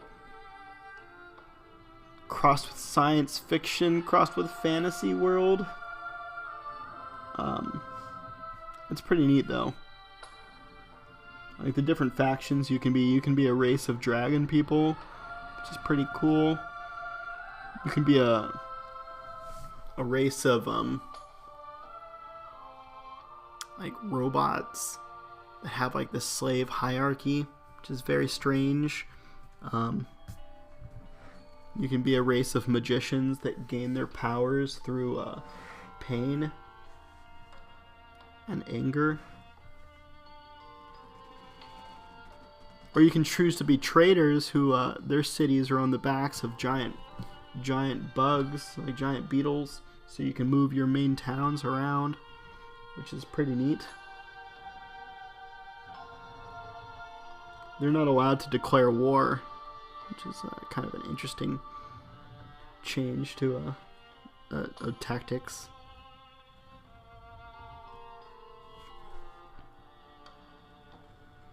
Just like his legs, his arms are very thin. He's raising his cape up above his head, so that's why I'm having his arms up so high like this.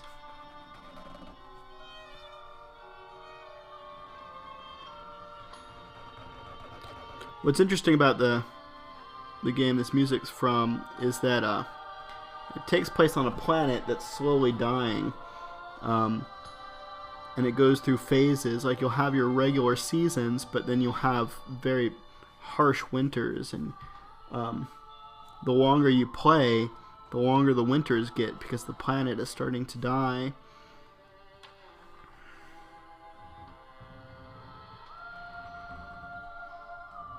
And the idea is you want your race to actually escape, leave the planet before it's too late. Trying to give this guy some knuckle bones.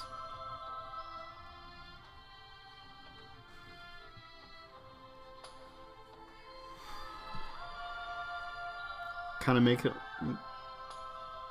it look like he has crab claws.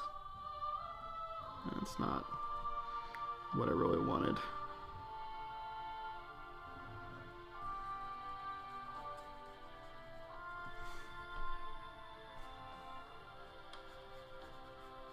Drawing hands is hard.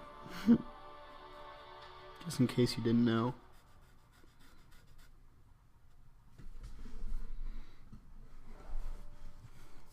Alright, now let's put his cape. He's holding up his cape.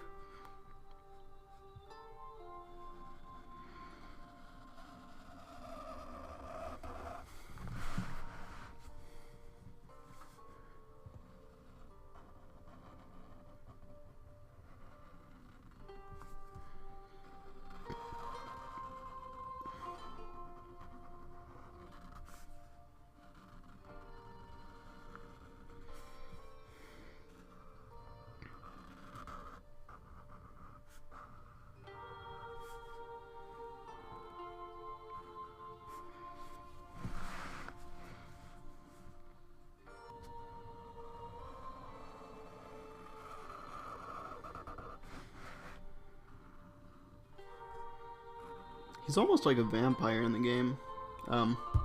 This guy. His name is Grimm. Which, kind of feel like you have to be evil if that's your name.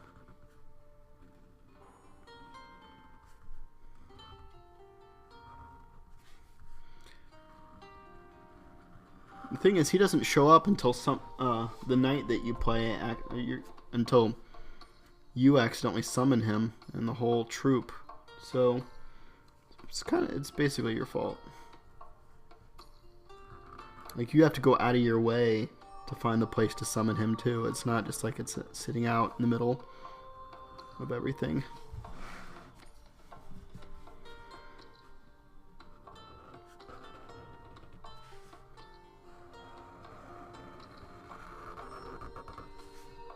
Draw those little cape parts, holding the cape together.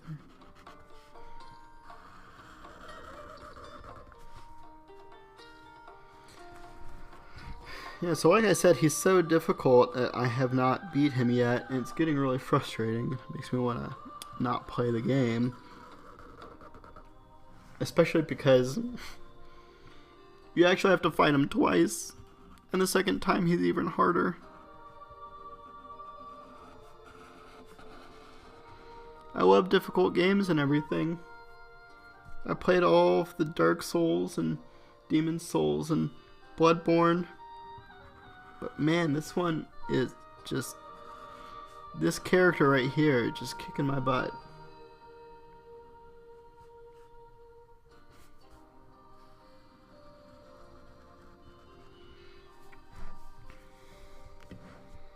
Alright.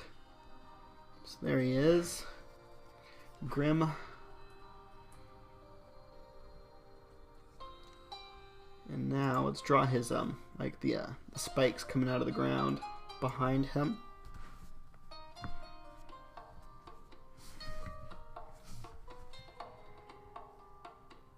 Let's see.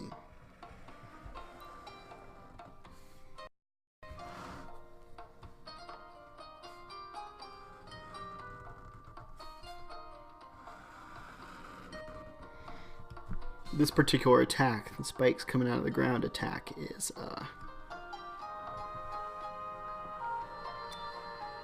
so hard for me to avoid.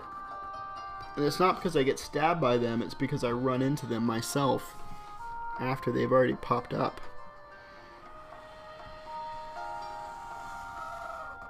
So really, like, it's my fault, which makes it even worse.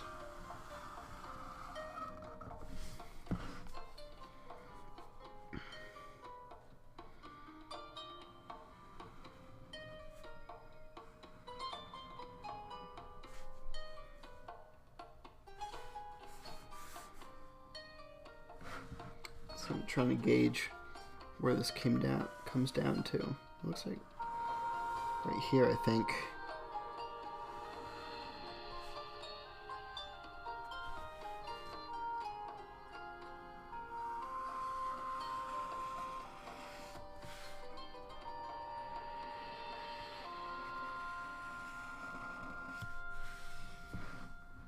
Not bad looking. Let's add in the parts, the lines in here to make it look like they're twisted up capes.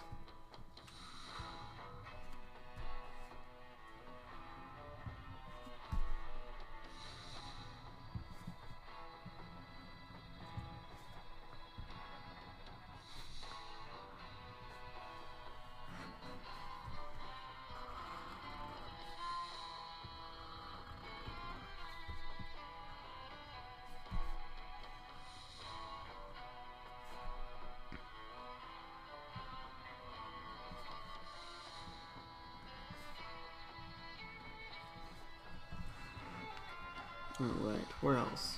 Oh, yep, got this one, I forgot.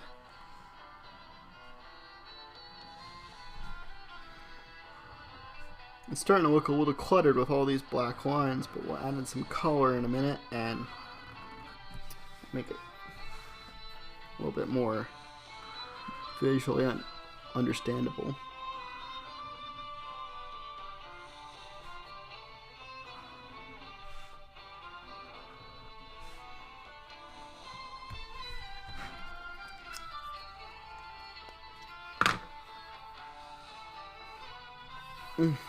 I guess if I was really dedicated, I would have drawn all the crowd watching behind, but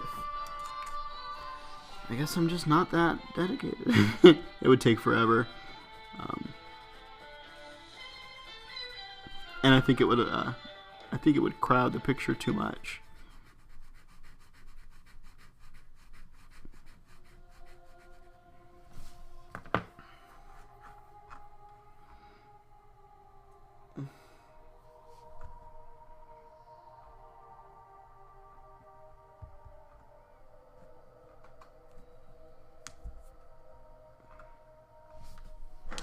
Let's see what other color I'm gonna do.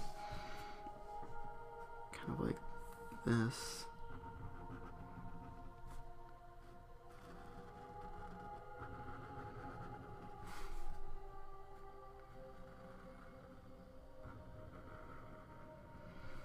And color these in, and then I think I'll do the parts that I'm leaving white in this kind of magenta color that I have. He seems to have, in the game, he seems to have this obsession with fire. But I can't tell if it's really fire or if it's some sort of, like, life force of some kind that just looks like fire. I think that's probably what it is. You know, something similar to that, at least.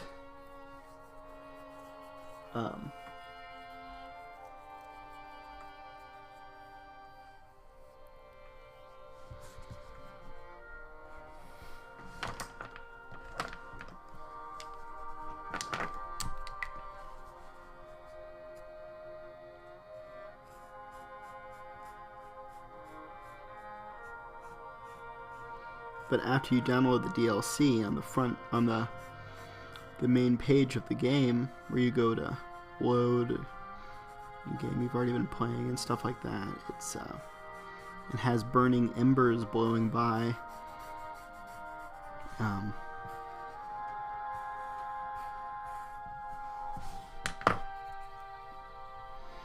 I don't know, man. It's just difficult. It's just a hard game.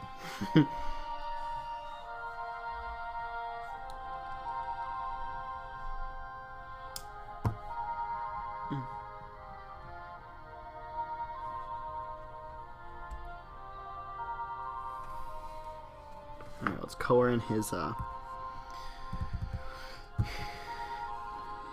cape. That's the word I'm looking for.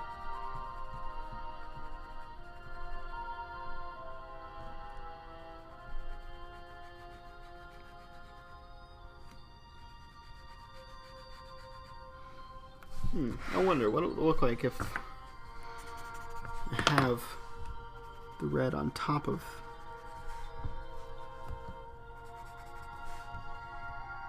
Does it look that much different? It doesn't look that much different. Every once in a while you can kind of blend the two together, but it's not. I think what I will do though is go over this again to make it a little bit darker.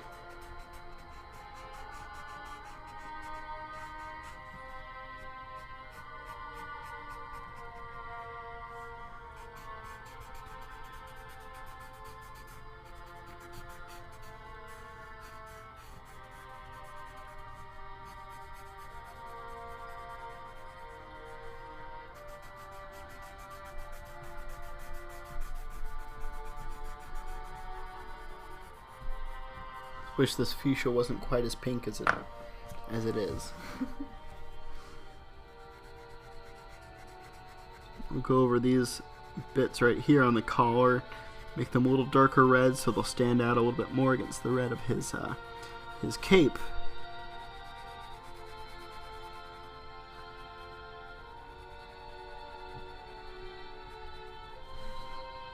Which, I guess here we go, we'll do the cape now.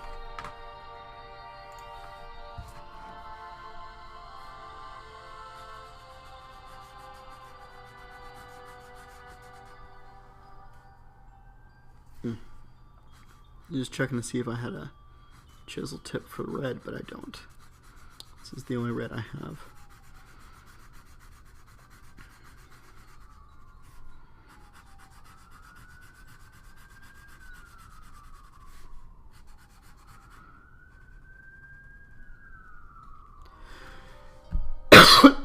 Oh, excuse me.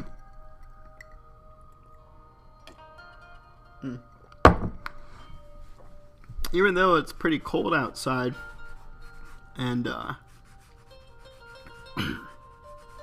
was below freezing now that the sun's come out, it might be a little bit warmer.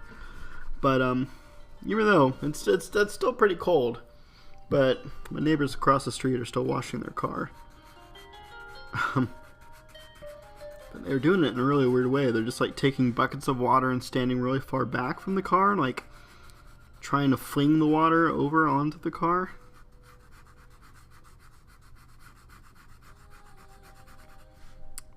It looks strange, but they're more or less constantly cleaning their cars. At least about once a week I see them cleaning their cars, outside and inside. A couple weeks ago it was raining and I saw them out there cleaning their cars, and it was confusing.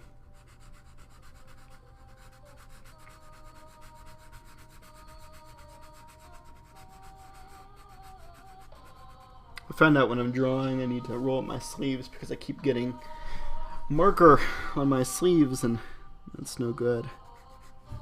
I hate to get marker on this shirt even though it is actually already stained with bleach, but it's like one of my favorite shirts, so I don't want it to get any more ruined than it already is.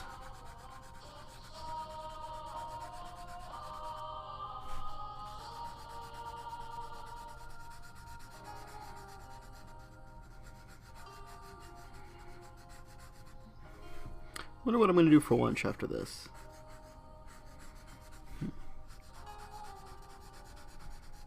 Oh, never mind, I remember. I got an Asian chopped salad from the store, so that's what I'm gonna have for lunch. So good. I'm not even a super big fan of salad, but that one's, I really like it. It's got cilantro in it, which is delicious, and everything it's in, and it's just a good time. It's probably just because the dressing is kind of sweet.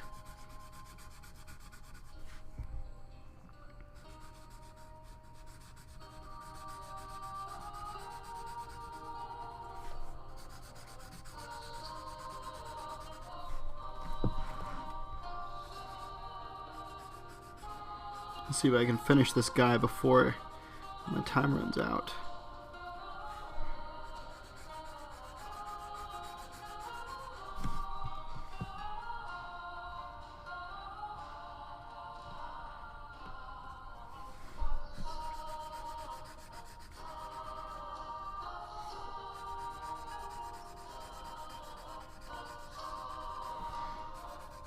I think I should probably give Hollow Knight the same chance that I gave Cuphead, so I'll probably work on more art from this game on Friday too. I really should do some art from Fortnite, since I talk about it a lot and I play it a lot. But I'm not sure how. Also because those are like people in it. They're not like bug monsters or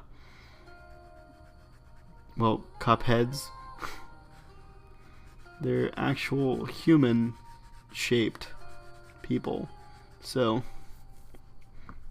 maybe I'm just too intimidated to draw a human shaped person.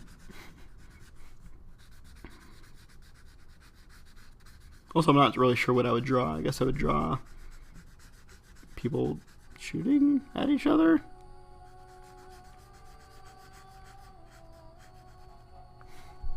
Maybe I could look at other people's fan arts to get an idea. What I like about the game is that even though, like, yeah, it's based around violence, you're shooting other people and stuff, but there's no blood in it, gore or anything. And when a person dies, they don't just, like, their body doesn't just lay there and stuff. You get teleported away, and it's like cheerfully colored. It's really looks like it was made with just sort of fun in mind. And fun is what it is. It's not all dark and depressing.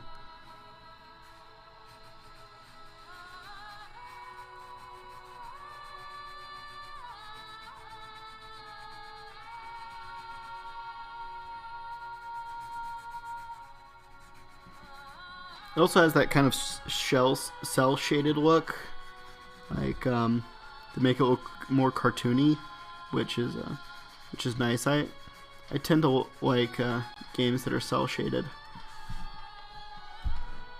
Like Borderlands comes to mind. The Walking, like pretty much any Telltale game, they use that same kind of system.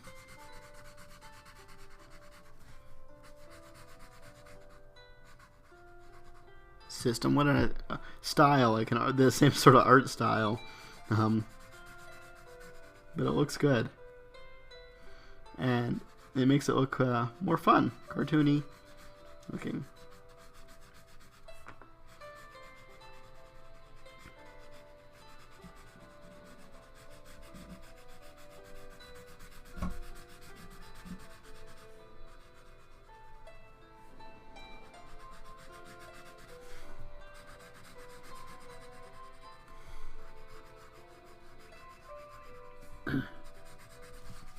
Need to drink some tea, more tea.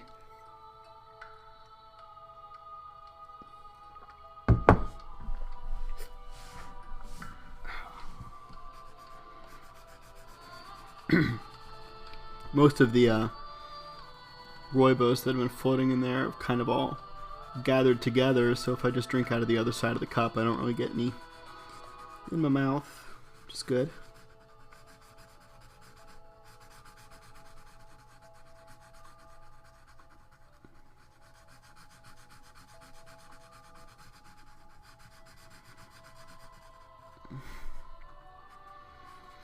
Alright, almost done. At least with this part of it.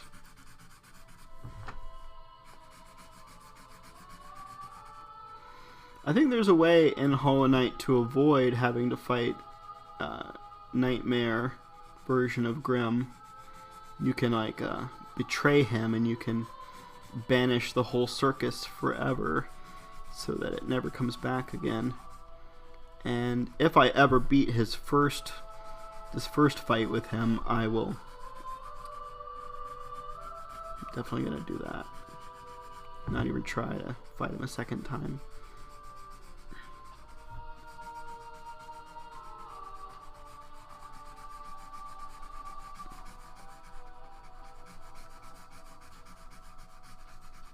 Alright, there, finally finished with his cape. Jeez.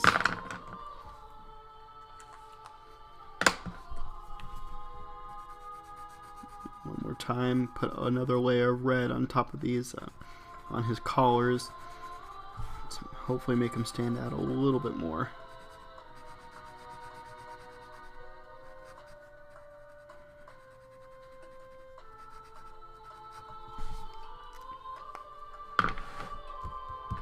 What am I looking for here? Oh, that's right. Gray for his arms here.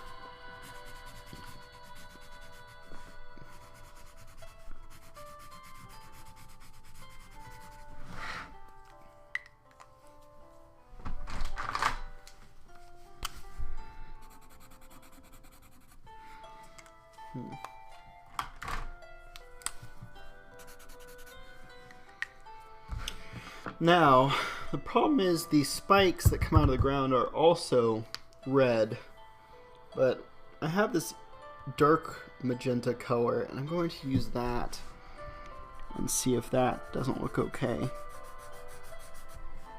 Well, it doesn't look too bad. Darker than the other magenta I had.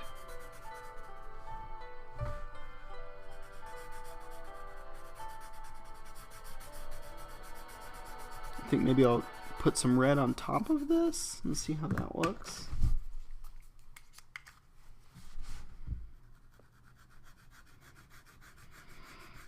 Oh yeah, that looks great.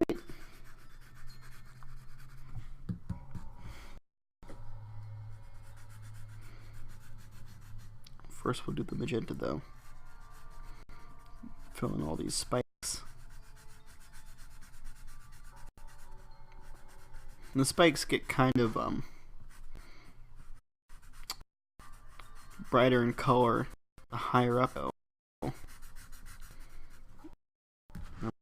I'm wondering if I can replicate that somehow using a lighter color, like the lighter color magenta that I used for his clothes.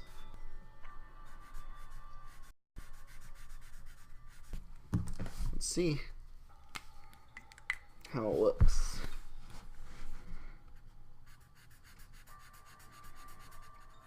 Well, it's a little bit obvious, but it'll work.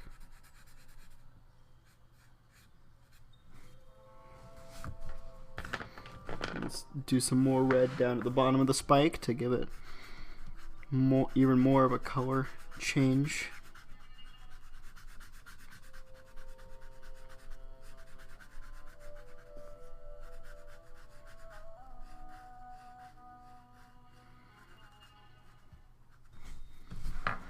Yes, that's not too bad looking.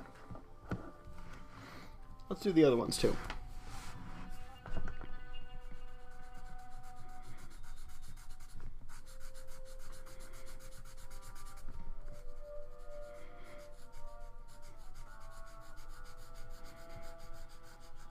I guess I need to be kind of thinking about what else Hollow Knight I want to do. I want to do something that's not just the characters, like how I did with Cuphead. I need to do something that kind of switches it up.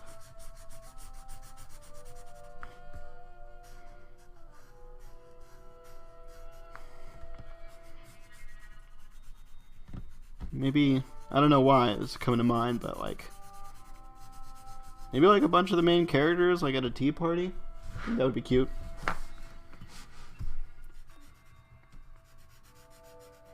What if I drew a bunch of the bad guys at a tea party, but it was like a really tiny table?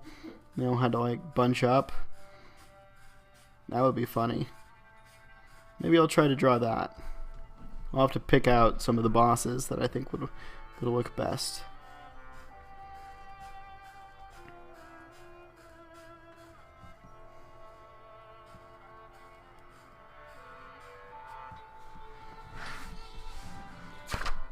before I switch pens, I'm just going to go ahead and do all this first.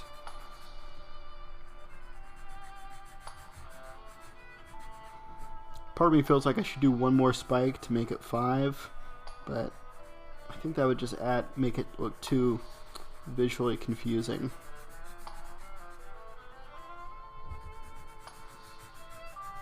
Hear my cats running around outside the door.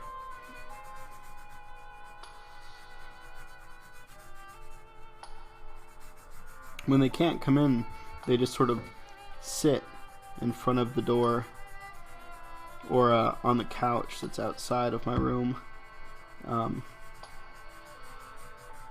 They give me really ugly looks when I come out. Like, how dare you?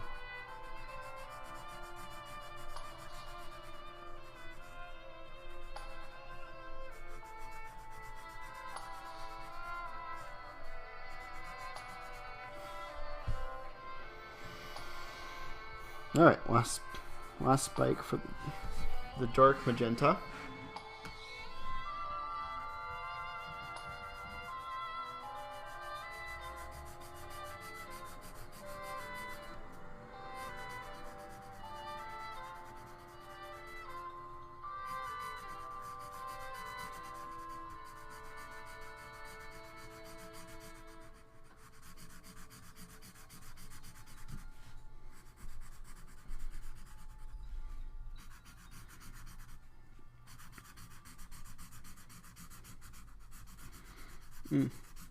I'm very excited for Friday to get here because I'm having some friends over and we're going to start our Dungeons and Dragons game. I'm really looking forward to that. I'm thinking about like recording it, not with video, but just like make an audio recording of it. I don't know why. I guess part of me want to be like, oh, if we'll probably be so funny, like do like a podcast or something, and like every month will be a new part of the story. That'd be great, and that way I don't have to write a script. But probably I'll probably record it and then listen to it and realize that it would only be funny if you were there, and decide not to do anything with it.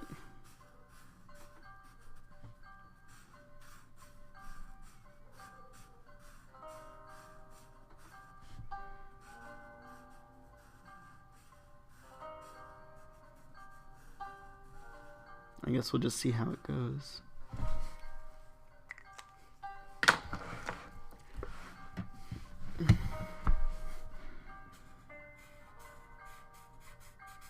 I know who one person's character is going to be. I don't know the other ones. And I need to ask them, because I'd like to know ahead of time what the players are going to be. I told them they could be like anything they wanted. I said that they could even be gelatinous cubes if they wanted, although it'll make them hard for them to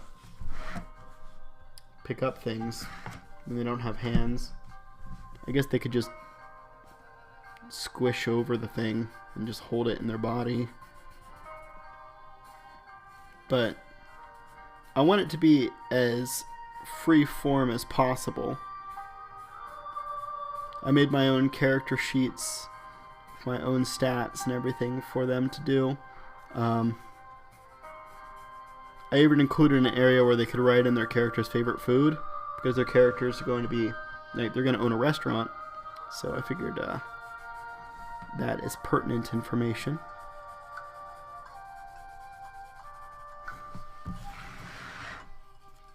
Alright, now time to do the red at the base here.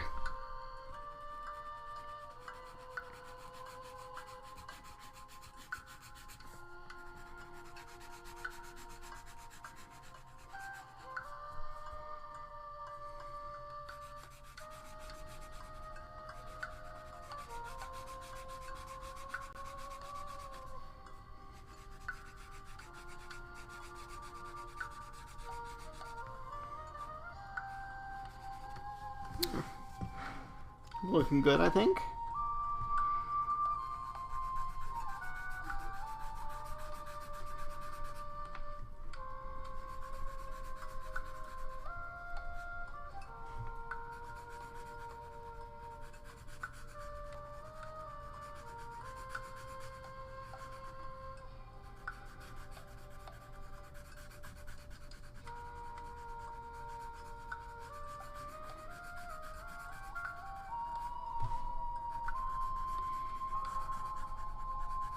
I'm excited to get this done.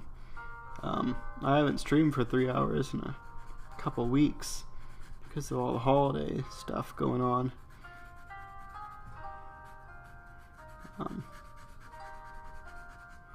So I'm glad that I stuck with it this time, but it's also kind of tiring.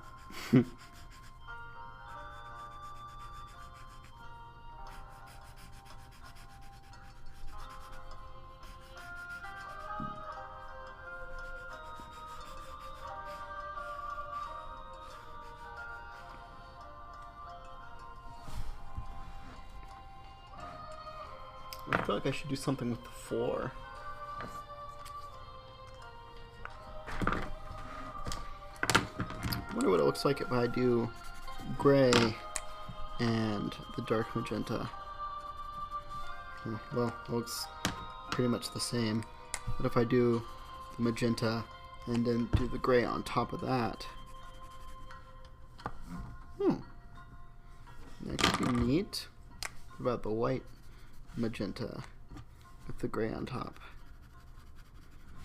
Doesn't really look like there's too much of a difference between those.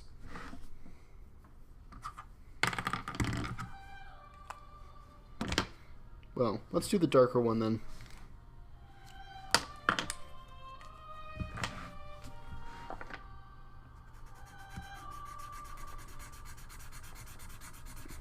You know what? I think what I'll do is, like with his collar, is I'll go over it a couple times with the same color to make it darker, but keep that color, and then I'll add the gray in just a little bit down at the bottom.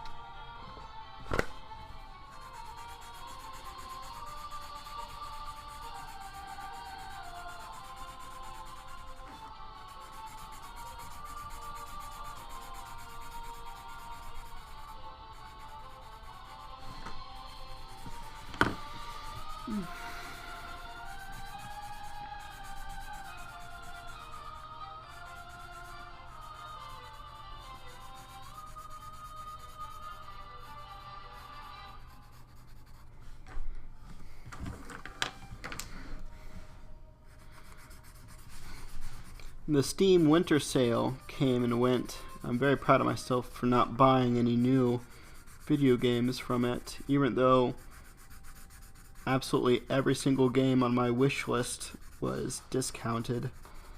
Like I was saying earlier, though, I have games that I'm already playing. I'm already in the middle of them. I don't need to buy a new game right now. It would probably just stress me out having another one on my list of things I need to play. So I'm proud of myself for not buying another one. Especially the one that I had my eye on was Elite Dangerous, and that's like one of those games that doesn't have an end. It's, you play it online, it could go on forever. You can just upgrade your spaceship and carry, like, be like a space trucker and carry cargo from one space station to another, or one planet to another, and just do that forever. And I think a game that I cannot ever beat is not what I need right now. I need to finish Hollow Knight, and I need to really I just need to finish Hollow Knight. Feel good about that. Finish the book I'm reading too. That would be good too. Although I'm not sure if I really want to. The book I'm reading right now, it's called Fever Dream, and it's by George R.R. Martin. And I've never read anything by him before. I mean, I watched, I think, the first season of Game of Thrones, and I didn't find it particularly that interesting. It seemed a little bit too... It seemed more complicated than was worth, I guess. I don't know. But this book is about, like, people driving a ferry boat down the Mississippi River in the 1800s and 1870s, and then there's like vampires and stuff, and it seemed more fun than a bunch of people fighting and killing each other in like a really cold, frozen country, which is what I gather Game of Thrones is about. Like, I know that winter is coming, and that's a big deal. But I also think like there's been like 5 books, and winter's still going. It's still coming. So maybe it's not that big of a deal. But anyway, I was reading the book, and then suddenly all my favorite characters started dying off. Like, it was totally, everything was peachy keen and fine. It was interesting.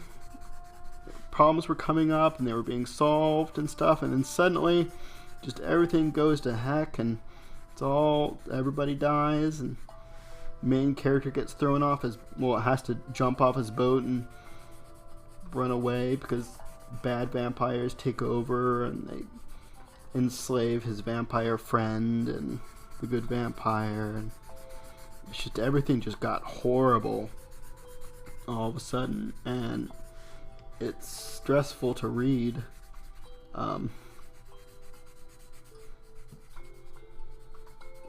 And I'm like 3/4 of the way through it, and I hate start getting that far into a book and then not finishing it. But it's getting difficult to read.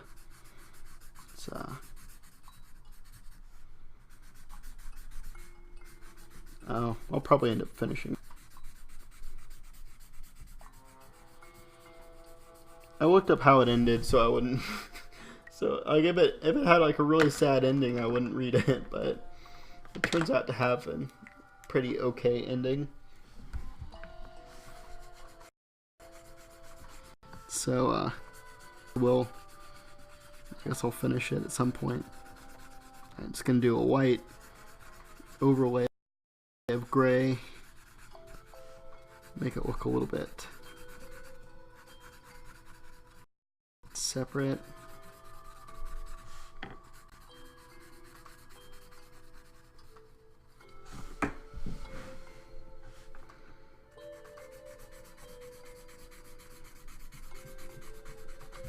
Oh, I'm also still playing the Secret World Legends, and they just had their Christmas event, which was Krampusnacht, and it was pretty cool.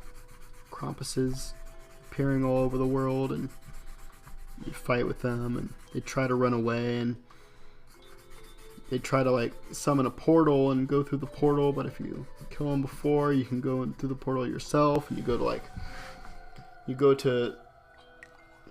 basically go to hell. You go to Niflheim, which is Norse hell. It's all cold there and stuff.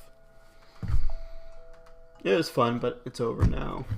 Anyway, well, here's Grimm and his giant spikes. Maybe turned out a little bit more pink than it should have, but I think it looks okay. Not bad. Well, anyway, that's just about time. Definitely 2 minutes is not enough time to start a new picture. So next week, I think I will find some of the best bosses from Hollow Knight and draw a picture of them at like a tea party. I think that sounds hilarious and fun to draw. Until then, I hope y'all have a good day, and I guess a good Thursday, because I won't be streaming till Friday. Let's see, what else can I say? If you want to see these pictures and more, you can follow me on Instagram under Inky Inspiration. If you like my art and you say, hey, that would be a cool thing to own, you can go to Society 6 and look up my art on Inky Inspiration there. You can buy cool travel mugs or backpacks or t-shirts, all sorts of crazy things. They don't have cartoony things like this. I don't have my cartoony work on there, but it's all original stuff. And if you like this, go ahead and tell your friends. Tell them they can log on to Twitch and join me on Friday at 9 a.m. for another stream. Thank you very much for watching, and I hope you have a wonderful rest of your day. Bye-bye.